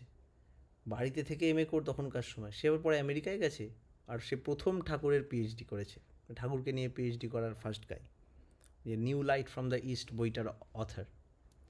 হ্যাঁ, এই অদ্ভুত জিনিস এরকম অসাধ্য সাধন করা যায়, যেটাকে আমরা বলি না করার রেঞ্জে এখন রয়েছে, সেটা যে সারা জীবন না করার রেঞ্জে থাকবে তার কোনো মানে নেই। কোনো নতুন ওয়ে বার করে আমরা ওটাকে কিন্তু নতুন দিগন্তে আমরা ঠেলে দিতে পারি। বলছি আমার একটা কোশ্চেন আছে। হ্যাঁ, আগে বলেন। হ্যাঁ বলছি, ধরো আমি যাজন করতে গেছি, তো সে আমায় জিজ্ঞেস করলো যে তোমার আদর্শ কে। তখন আমি বললাম যে আমি শ্রী শ্রী ঠাকুর অনুকূল চন্দ্রের দীক্ষিত। তখন যদি সে আমায় বলে ও ওই এলআইসি ভগবান, ওই বহু বিবাহ করা পুরুষ তার দীক্ষিত, তো আমি কেন, মানে এইটা যদি বলে দেয়, তারপর আমি তাকে কি করে যাজন করব? যাজন আপনার এক এই প্রসঙ্গে বলতে হয়, ঠাকুরের কাছে একজন 3-4জন লোক গেছিল, গিয়ে বলছে আজকে দারুণ যাজন করে এলাম, এরকম বলছিল ঠাকুরকে। ঠাকুর হেসে ফেলেছে। ঠাকুর হেসে আরেকজনকে তখনই ওকে বলছে যাজন করে এসছে না গাজন করে এসছে, এরকম করে বলেছেন। তখন ও চমকে গেল, বলল ঠাকুর এরকম বললো, আমি এত ঠাকুরের কথা বলে আসলাম, এই করে আসলাম। তখন ঠাকুর বলছেন যে যাজন করা যায় না, যাজন হয়। বিশাল কথা, যে যাজন করা যায় না, যাজন হয়। শ্রীকৃষ্ণ গীতায়, এটা ঠাকুরের তৈরি করা টার্ম না, কিন্তু এটা গীতায় আছে, মদ যাজি মাং নমস্কুরু মামে বৈশ্যসী সত্যং তে প্রতিজানে প্রিয় হসি মে। তুমি আমার অত্যন্ত প্রিয়, তাই তোমাকে আমি এই সিক্রেটটা বলছি, যে মন মনা ভব, আমাকে তোমার মনটা দাও, মদভক্ত আমার দীক্ষা গ্রহণ করো, মদ যাজি আমার যাজন করো। এটা কিন্তু তিনি গীতায় বলা আছে, লাস্টের আগের ভার্স কৃষ্ণের বলা। তো আমার যাজন করতে, যাজন করো মানেটা কি? যাজন করাতে বলছেন যে আমাদের যেটা নিয়ে এই ক্লাস, যাজন মানে মানুষের সংসর্গে গিয়ে সাহায্যে সাহচর্যে বাস্তবিকরণের ভিতর দিয়ে তোমার সেবাপটু দক্ষতার মাধ্যমে তোমার ইষ্টপ্রাণতাকে অন্যের ভিতর চালিয়ে দেওয়া, তাই না? ঠাকুরের খুব সহজ একটা ছড়া মনে পড়ছে, বাঁচা বাড়ার রীতি নিয়ে ইষ্টে থেকে অধিষ্ঠান, সেই নীতিতেই পরিস্থিতির তুলেই ধরে মন প্রাণ, যাজক জানিস তাকেই বলে ইষ্টস্বার্থী প্রাণের টান, হৃদয় জোড়া পরাণ কাড়া তারই সেবার অভিযান। তা আমি হৃদয় কাটছি না, পরাণ কাটছি না, আমার বাস্তব সেবা আমি তার প্রতি দিচ্ছি না, কিসের বেসিসে কি, মানে হঠাৎ ঠাকুরের আদর্শ। আর প্রথম কথা, আমি তো দেখি নাই এরকম মানুষ যে জিজ্ঞেস করে তোমার জীবনে আদর্শকে, এই জিনিসটা উঠেই গেছে, আদর্শ ওয়ার্ডটাই ভুলে গেছে। আদর্শ বলে কিছু ওরম ভাবেই না মনে হয়, ওই ওয়ার্ডটা আপনাকে যদি যে জিজ্ঞেস করে থাকে, সে তো মানে আদর্শ ওয়ার্ডটা খুব রেয়ার হয়ে গেছে এখন। হ্যাঁ, আদর্শ স্কুল আছে নৈহাটিতে একটা, আমি লাস্ট আদর্শ এটা শুনেছি। হ্যাঁ, এবার আমি ওই এলআইসি ওই ব্যাপারগুলোতেও আমি যেতে চাই। হ্যাঁ কুট্টি দাঁড়া, এবার ব্যাপার হচ্ছে যে আমি আপনাকে 2-3টে ভিডিও আছে, ওগুলো দিতে পারবো, এই সব প্রশ্নগুলো যাতে ভালো করে এতবার বলতে হয় মানুষকে, উত্তর দিতে হয়, এতবার উত্তর দিতে হয়, যেমন ভিডিওই বানিয়ে ফেলেছি প্রপার এই বিষয়গুলো। হ্যাঁ আচ্ছা দাদা, তাহলে দিও ভিডিওগুলো। হ্যাঁ, সে ঠিক আছে। আর আমি এটার কথা বলছি যে কেন ওই রকম টার্মগুলো ইউজ হয়, আর সেটার অ্যান্সারই বা কেন আমরা দিতে পারি না, এটাও তার মানে এমন যদি কোনো প্রশ্ন থাকে যার অ্যান্সার আমি জানি না, তার মানে তো আমার কাছেও তো ওটা প্রশ্ন হওয়ার কথা, তাই না? হ্যাঁ, তাহলে আবার একটা দিক আছে যেমন বর্ণাশ্রমের দিকটা, এটা রামকৃষ্ণদেব মানতেন, কিন্তু মিশনের সবাই ভক্তরা মানতেন। কিন্তু ঠিক বর্ণাশ্রম মানে না কে ওরা। কি করে আমি জানতে চাই না, ওইভাবে যেও না, ওরমভাবে যেও না, ওরমভাবে যেও না। আমি বলছি ওগুলো বাদ দাও। প্রপার আমি ঠাকুরের পার্সপেক্টিভে আমরা কি পুরো স্টোরিটা জানি কি ব্যাপার? শ্রীকৃষ্ণকে বলে নাকি মেয়েদের জামা চুরি করেছিল, শুনেছো তো? হ্যাঁ, হ্যাঁ, যে দোষটা কার এটা বলার? এটা বলাটা যে পুরো বিষয়টা যে এটা গান হয় কলিযুগের কৃষ্ণলীলা ডিস্কোতে করে ডান্স, শুনেছো? ভজ গৌরাঙ্গ হ্যাঁ, করে গান। হ্যাঁ, হ্যাঁ, হ্যাঁ, কার দোষ এগুলো? তো হচ্ছে যাজকদের দোষ। আমরা প্রেজেন্টটাই এমনভাবে করেছি ঠাকুরকে, যা গিয়ে বাড়ি বাড়ি দীক্ষা নিতে হবে। কে কেন নেবে দীক্ষা? প্রথম কথা হচ্ছে, বলতে খুব খারাপ লাগে, 90% মানুষের দীক্ষাই হচ্ছে না, পদ্ধতি চেঞ্জ হয়ে গেছে, এরকম অনেক ব্যাপার আছে। আমার ডাক্তার যদি আমাকে কোনো স্টেরয়েড মেডিসিন প্রেসক্রাইব করে, গিফটের মতোই হয়ে গেছে, যাই হোক, প্রেসক্রাইব করে, একটু এদিক ওদিক যদি চায় ফর্মুলাটা করতে, সে না জেনে যদি বলে আচ্ছা এটা পাচ্ছি না, এটা খেয়ে নে, আরে সামান্য টেলমা 40 আর টেলমা এইচের ডিফারেন্সে লোকের হার্ট অ্যাটাক হয়ে যাচ্ছে, কি না কি হয়ে যাচ্ছে। সেখানে এত চেঞ্জ আমরা পদ্ধতিতে করে দিয়েছি। যাজনেরও পদ্ধতি আছে আলাদা, দীক্ষাদান তো ছেড়েই দেন, ওটা তো বিশাল একটা দায়িত্বের কাজ।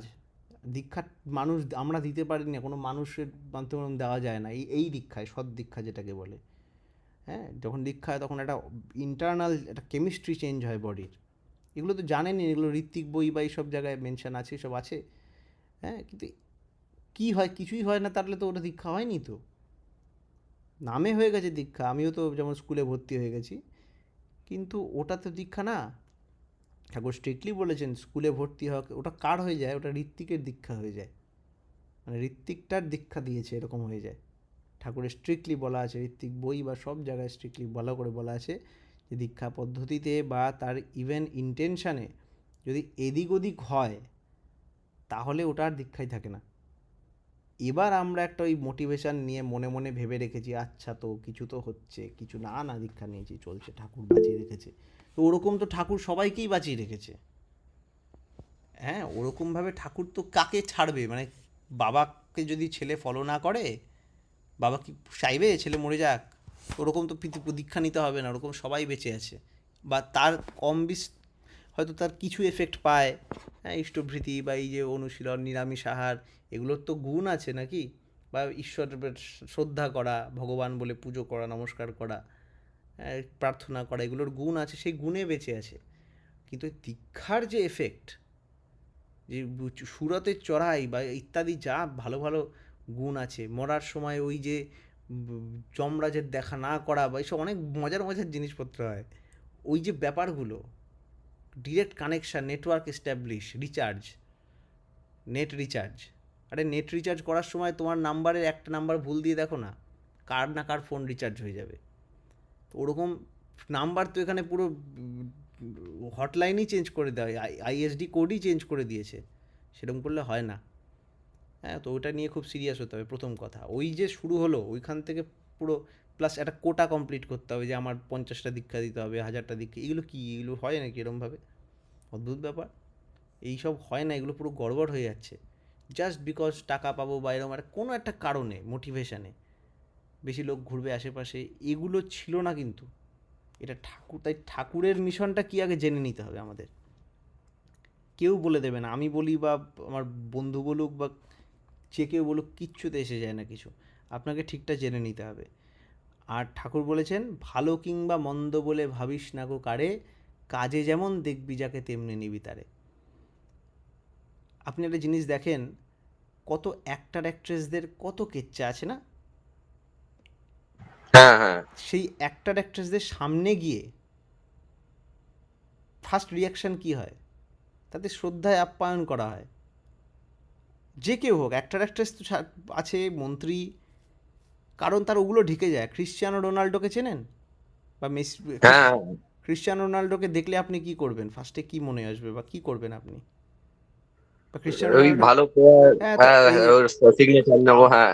এইগুলো নিয়ে এতটাই আপনি এনগ্রস যে ওনার ওই চরিত্র, বা আইনস্টাইনকে আপনি সায়েন্টিস্ট বলছি, আপনার চরিত্রের দিক ওই সব জানেন, মাথাতেই আসবে না, মাথাতেই আসবে না, ঢেকে যাবে। তো তেমনই হুম আমরা যদি ঠাকুর, এবার আমি ওগুলোর জাস্টিফিকেশান তো পরে যাচ্ছি, আগে আমি এই দিকগুলো বলছি যে এই পয়েন্টগুলো দেখাচ্ছি যে তার যে অ্যাকচুয়াল কন্ট্রিবিউশন, কৃষ্ণর যে অ্যাকচুয়াল কন্ট্রিবিউশন, সেগুলোকে এতটাই ভুলভাবে দেখিয়েছি, বা আমার মধ্যে দিয়ে তার প্রকাশ এতটাই কম যে লোকে ওই সব নিয়ে জেনে ওগুলো নিয়ে ঘাটছে, স্বাভাবিক। আগে তো ওগুলোই দেখবে এখন তো, কারণ ঠাকুরের কোনো কাজ, কোনো কন্ট্রিবিউশন কিছুর ব্যাপারেই জানে না, কেউ জানেই না হিমায়তপুরে তখনকার গ্রামে ঠাকুর ডাইনামো বানিয়েছিল। ঠাকুরের গ্রামে প্রথম পেন আবিষ্কার করেছিল, ফাউন্টেন পেন, ওই তখন ছোটোবেলায়। ঠাকুর মানে ইলেকট্রনিক্সের কিছু জানতো না, ঠাকুর ওই পাম্প দিয়ে গাড়ি বানিয়েছিল। 6জন মিলে রেল লাইন এনে ব্লাস্ট ফার্নেস বানিয়ে গভর্নমেন্ট, তখনকার ব্রিটিশ গভর্নমেন্টের থেকে টেন্ডার নিয়ে ওখানে ব্রিজ বানিয়েছিল, যাটা দেখার জন্য অ্যান্ডারসন তখনকার গভর্নমেন্টের দেখতে এসেছিল। কী না কাজ করেছিল, এগুলো তো আমি কথা বললাম। অ্যাটমসফেরিক ইলেকট্রিসিটির এক্সপেরিমেন্ট করেছিল, ডেড বডি নিয়ে এক্সপেরিমেন্ট, না কি করেছিল, মৃত মানুষকে জ্যান্ত করার এক্সপেরিমেন্ট করেছিল, অনেক কিছু করেছিল। এগুলো কিছু পারবেই না, কারণ ওই যে উল্টোপাল্টা লোকের হাতে চলে গেছে। হ্যাঁ, তো এইগুলো একটা কারণ। এবার আমি যদি জাস্টিফিকেশানে যাই, ওই সব বিবাহ বা ধরো কী বলে এলআইসি, ওই যে ব্যাপারগুলোতে যাই, সেগুলো তো আছে। সেগুলোর বিষয় হচ্ছে যেগুলো জানো না বলে, স্টোরির কিচ্ছু আগা মাথা নেই। কত মানুষ তার মেয়েরা এমনভাবে ঠাকুরের আকৃষ্ট হয়ে গেছে, ঠাকুরের কাছেই পড়ে থেকেছে। তো বড় মা তাদের নিয়েছে, বড় মা যে ঠাকুর তাদের কোনো ইয়েই নেই, ঠাকুরের সাথে কোনো, ঠাকুর বড় মার সাথেই থাকতেন না কোনো দিন ঠিক মতো। তারা এত অনুপ্রাণিত হয়ে গেছিলো যে আমি ঠাকুরের কাছেই থাকবো। মেয়েরে তো গিরিধার গোপাল দুসরো না কই, মীরাবাই যেরকম করেছিলেন। খালি অসুবিধা ছিল মীরাবাই অনেক বছর পরে কৃষ্ণর, তাই ওরকম মনে হচ্ছে, নাহলে মীরাবাইকেও আমরা ওই সব কথাই বলতাম, তখনই বলা হয়েছে। হ্যাঁ, এগুলো বুঝবো না, মীরাবাইয়ের মতো টান না হলে আমরাও বুঝবো না। কিছু একটা ছিল নিশ্চয়ই, পাগল নাকি না হলে আপনাদের এমনি সাধারণ মানুষের ভাষায় যে তথাকথিত সুন্দরী মেয়ে সব মিলে ওইখানে সব ওরকম বিধবার মতো করে থাকবে কেন? মীরাবাই তো বিধবার মতো করে থেকেছে কেন? এক রাধা এক মীরা এরম করে করতো। কি এগুলো বিষ টিষ খাওয়ানোর চেষ্টা করা হয়েছে, সেটা বিশাল ব্যাপার হয়েছে না? তেমন ওগুলো আমরা, আর শ্রীকৃষ্ণ যে জামা চুরি করার ব্যাপারগুলো, কজন জানে যে শ্রীকৃষ্ণর বয়স কত ছিল তখন? 10 বছর বয়স। 10 বছর বয়স মেয়েদের জামা চুরি করে কী করবে?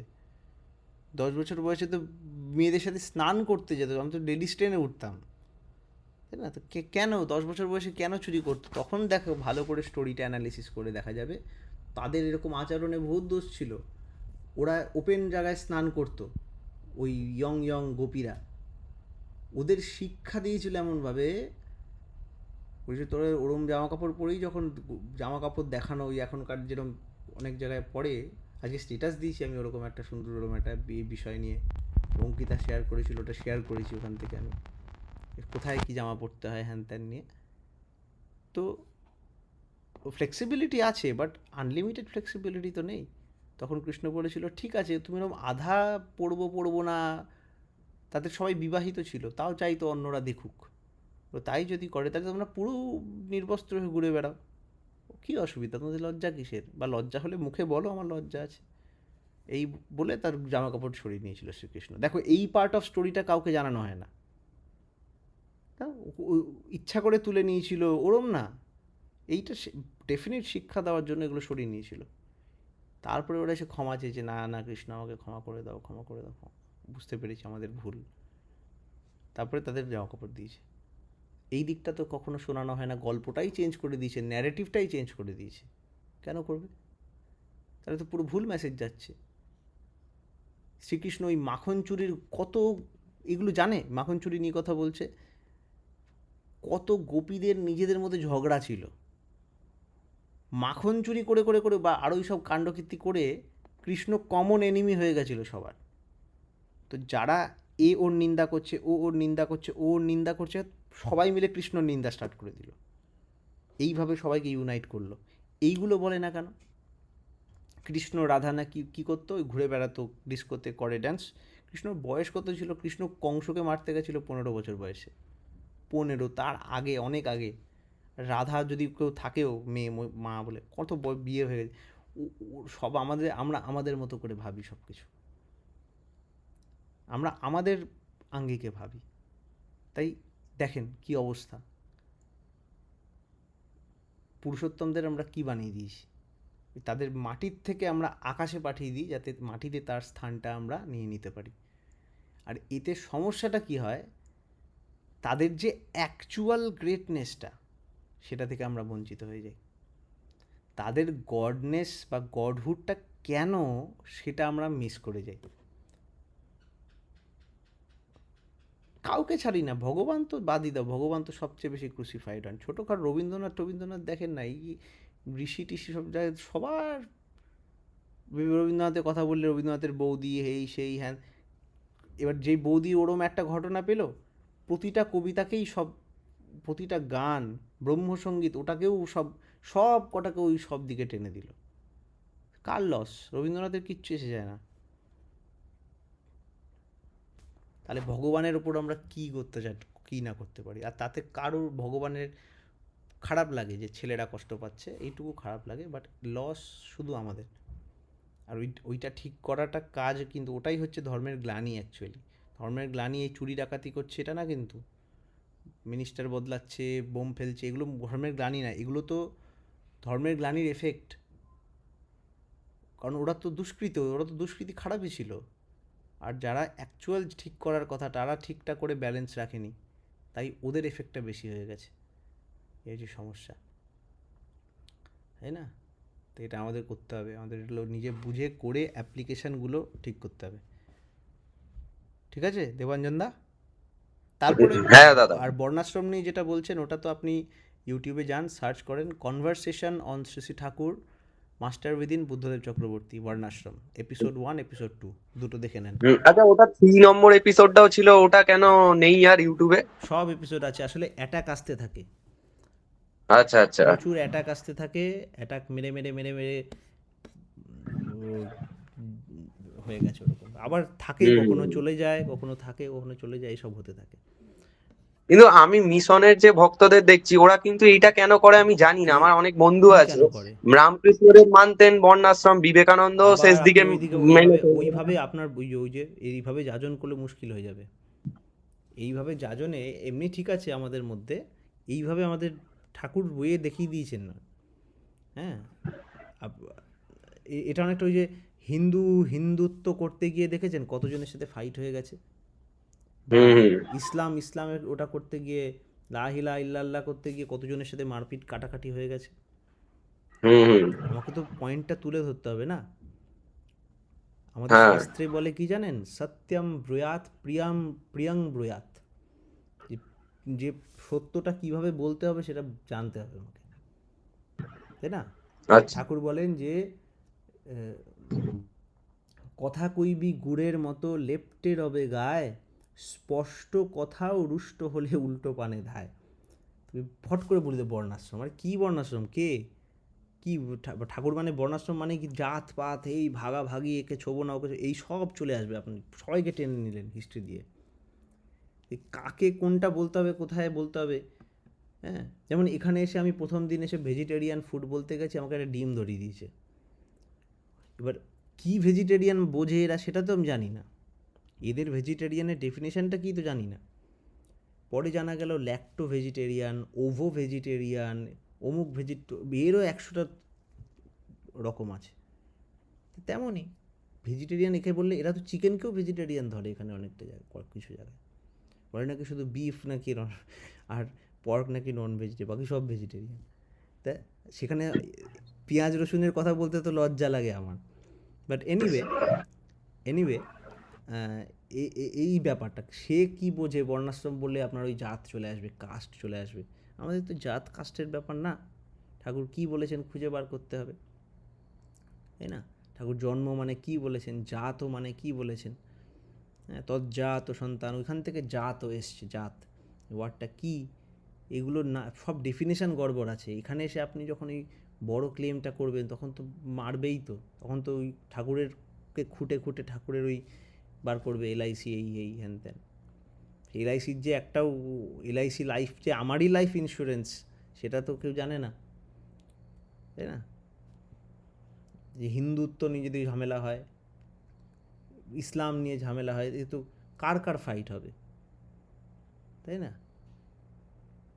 হ্যাঁ কুট্টি কি বলছিলিস বল, টাইম হয়ে গেছে, টাইম অনেকক্ষণ হয়ে গেছে, বল রে কুট্টি। হ্যাঁ, না ঠিক আছে, ওটা পরে ডিসকাস করতে পারি। বলতে পারিস, বলতে যদি টপিকের মধ্যে হয় বলতে পারিস। হ্যাঁ, না ওই ওইখানে আদর্শের ব্যাপার আসছিল তো, যে কে আপনার আদর্শ কে সেটা জিজ্ঞেস করতে, তখন আপনি বলছিলেন না যে এখন মানুষে সেটা সাধারণত করে না, হুম বিকজ ওই জিনিসটা তাই মানুষের মাথায় আসে না, বা ওই যে এখন মানুষ এতই মানে অ্যাটেনশনটা এতটাই ইন্টারনেট বা ওইসবে হয়ে গেছে যে এই যে কন্টেম্পলেশন করে কাউকে জিজ্ঞেস করা, এই জিনিসটা এখন আর নর্মাল নয় আগের মতো। আর কিন্তু আমি এটা আবার নোটিস করেছি যে যাদের মধ্যে ওই কন্টেম্পলেটিভ জিনিসটা আছে, এই চিন্তা করার ওই থিঙ্কিং এটা আছে, তারা আমি দেখেছি যে অলরেডি কারোর মধ্যে ভালো কোয়ালিটি যদি দেখে, মানে একটা কন্টিনিউয়াসলি যদি দেখে, তখন তাদের মধ্যে ইনকুইজিটিভনেসটা আসে ওই রকম মানুষ হলে। আর তখন তাকে যদি সত্যি করে মানে বলা যায় যে ইনি আমার গুরু বা এই থ্রু দিয়ে আমি হয়েছি, তাহলে কিন্তু সেই মানুষটা শোনে, কেন শুনবে না, শোনে, জানতে চায়। কেন শুনবে হ্যাঁ, না? আমি আজ অবধি এটা আমি মানে আমাদের, নিজে হ্যাঁ করেছি। আমাদের ক্লাস, আমার মনে আছে ক্লাস 10 থেকে 12 অবধি এই টাইমের মধ্যে, বা ইভেন বিএসসি অবধি, বিএসসির মাঝখানে অবধি, ওই টাইমে একটা টাইম ছিল যাজন বা ওইসবের, সেটার একটা টাইম ছিল আমার মনে আছে, স্ট্রাগলিং মানে এরম ধরনের, যে ঠাকুরের কথা বলবো, মানে যেটা কনভার্সানের মতো ব্যাপার ছিল, যে তোর কাছে যাবো, তোকে যাজন করে মানে দীক্ষা দিয়ে আনাবো, মানে এরকম একটা ব্যাপার, ঠিক আছে, আমি 5 জনের দীক্ষা নিয়েছি, হ্যাঁ এত করেছি, এই যে ব্যাপারটা কি হ্যাঁ, অবস্থা। তো তখন আমারও মানে স্ট্রাগল সেই দেখেছি, তখন আমার স্ট্রাগল ছিল সত্যি, তখন আমারও মনে হতো কি করে মানুষকে বলে আমি এরকম কনভার্ট করি, এই কিচ্ছু জানতাম মানে আরোই জানতাম না, এখনও জানি না, তখন আরো একদম জিরো, মাইনাস, তখন মাইনাসে। তারপরে যখন অ্যাকচুয়ালি ঠাকুরের তখন একটা অদ্ভুত শান্ত হয়ে গেল মাথাটা, হ্যাঁ, তখন মনে হলো কি ভাই, আমি এটা এত দামি জিনিস পেয়েছি, কি দেব, আমি তো বিন্দাস এনজয় করছি, নিলে নে, না নিলে না নে।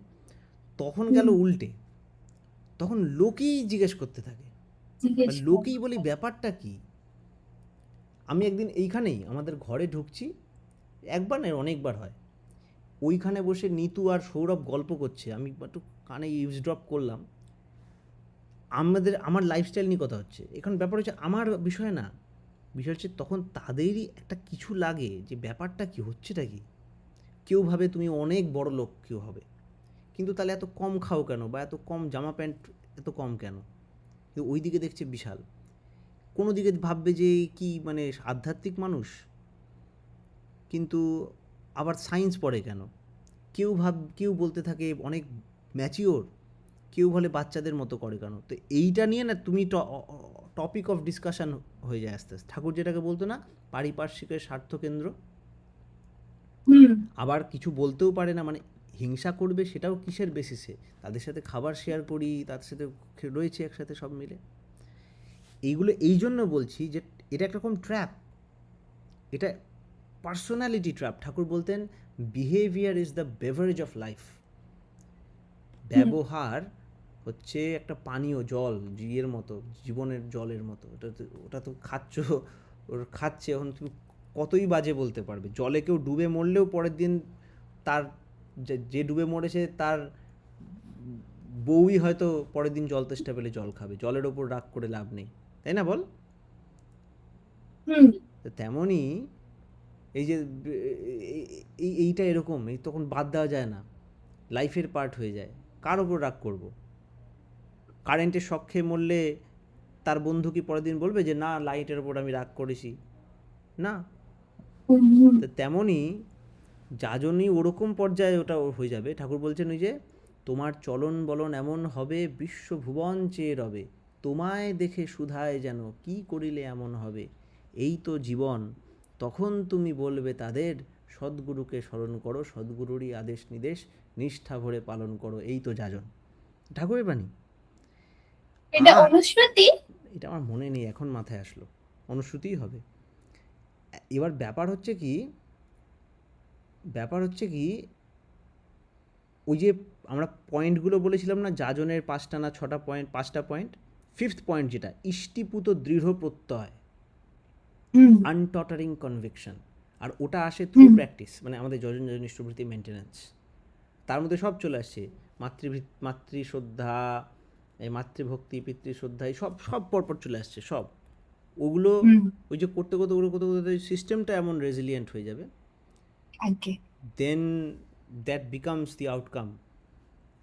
আর তারপরে আমি বলছি না আমার হয়েছে কোনো, কারণ আমি যাদের দেখেছি তাদের, এটা আমার ব্যাপার যদি এরকম হয় যে আমার হচ্ছে ওর হচ্ছে না, তাহলে প্রবলেম ছিল জিনিসটার। এটা একটা জেনারেল প্রসেস। হ্যাঁ, এটা একটা general process, very simple process. এটার জন্য জেনেটিক্সও এই মুহূর্তে যা মানে ঠাকুর প্রসেসকে আর এত স্ট্রং করে দিয়ে গেছে, আমি তো মানে আরও এক পা উপরে গিয়ে আমি বলবো, মানে এক্সট্রা বাড়িয়ে বলবো যে ইভেন যত বিকৃত জেনেটিক্সও হয়ে যাক, সেও যদি আজকে এটা করে না, ঠাকুরের যা দেওয়ার যতটা সায়েন্টিফিক প্রসেস দেওয়া আছে, তার এখনও উপায় আছে, ভালো রকম। কিন্তু প্রবলেম হচ্ছে এটা পৌঁছানোর জন্য ওয়ারিয়ার দরকার, লোক দরকার, আলাদা আলাদা ফিল্ডের লোক দরকার। আর পৌঁছালে কার লাভ? সবচেয়ে বড় কথা, দীক্ষা দেওয়া হ্যান ত্যান হাবি যাবি বড় বড় যাই বলি না কেন, কার লাভ? তোমাদেরই লাভ ভাই। না নিলে আমার কোনো অসুবিধা নেই। কী হবে, দুনিয়াটা একটু খারাপ হবে, বোম টোম পড়বে, মরবে, হ্যাঁ ওটাই একটু সাইড এফেক্ট, কোলাটারাল ড্যামেজ হবে, ডিরেক্ট কোনো অসুবিধা কী আর হবে? চেষ্টা করেছি, আমি বিন্দাস করেছি। আমি দীক্ষা দিয়ে কি আমার খাতা ভরাচ্ছি নাকি? মাথা খারাপ। বরং না দিলে বরং সেফ। কতজনের দায়িত্ব এসে যায় ঘাড়ে জানিস, যদি অ্যাকচুয়াল দীক্ষা হয়। নাহলে তো ওই ঢপের যাগুলো ওগুলোর দীক্ষাই না, মাইন্ড কানেক্ট হয়ে যায়। এগুলো তো যারা সঙ্গে রয়েছে তারা নিয়মিত দেখতে পারে, কারণ তখন পুরো কানেক্ট হয়ে যায় পুরো ব্যাপার, ইন্টারনেট। হ্যাঁ, তাই এই সব জিনিসগুলো মাথায় রেখে তবে না ঠাকুরের সৎসঙ্গ আন্দোলন হচ্ছে। এত বিউটিফুল জিনিস, একটা বিশাল ডাইমেনশন না জানা আছে আমাদের। ওই অজ্ঞানটাই অজ্ঞানতে মিরান্ধস্য কে জ্ঞানাঞ্জন শলাকয়া, তাই না? এই যে আলোচনা যাকে বলছিলেন না, খুব সুন্দর, সোহাগদা বলছিল খুব সুন্দর আলোচনা করেছো। এই আলোচনা মানেই হচ্ছে লোচন খোলে, যে লোচনটা খোলাতেই হবে আমাদের, তাহলে লাভ আমাদের। হ্যাঁ, ঠিক আছে, আজকে 2টো এখন বাজতে চললো রাত এখানে। এরপর আমি মাকে একটু ভিডিও কল করব, করে আমি তারপরে ঘুমিয়ে পড়বো, কালকে আমার ল্যাব আছে আবার। ঠিক আছে, তাহলে আজকে রাখি, এখানেই ক্লাস শেষ হোক। কুটি, জয় গুরু। জয় গুরু। আগে হ্যাঁ, জয় গুরু ভাই। আরে কিরে, ক্যানাডা কবে যাচ্ছিস? এই তো next one 10 June. Very good, update দিবি, কোথায় হাওয়া হয়ে গেলি? জয় গুরু। ভিসাটা যেই পেয়ে গেলি আর কোনো না খবর না নেই। না না, খবর কি, আমি একটু ব্যস্ত হয়ে গেছিলাম।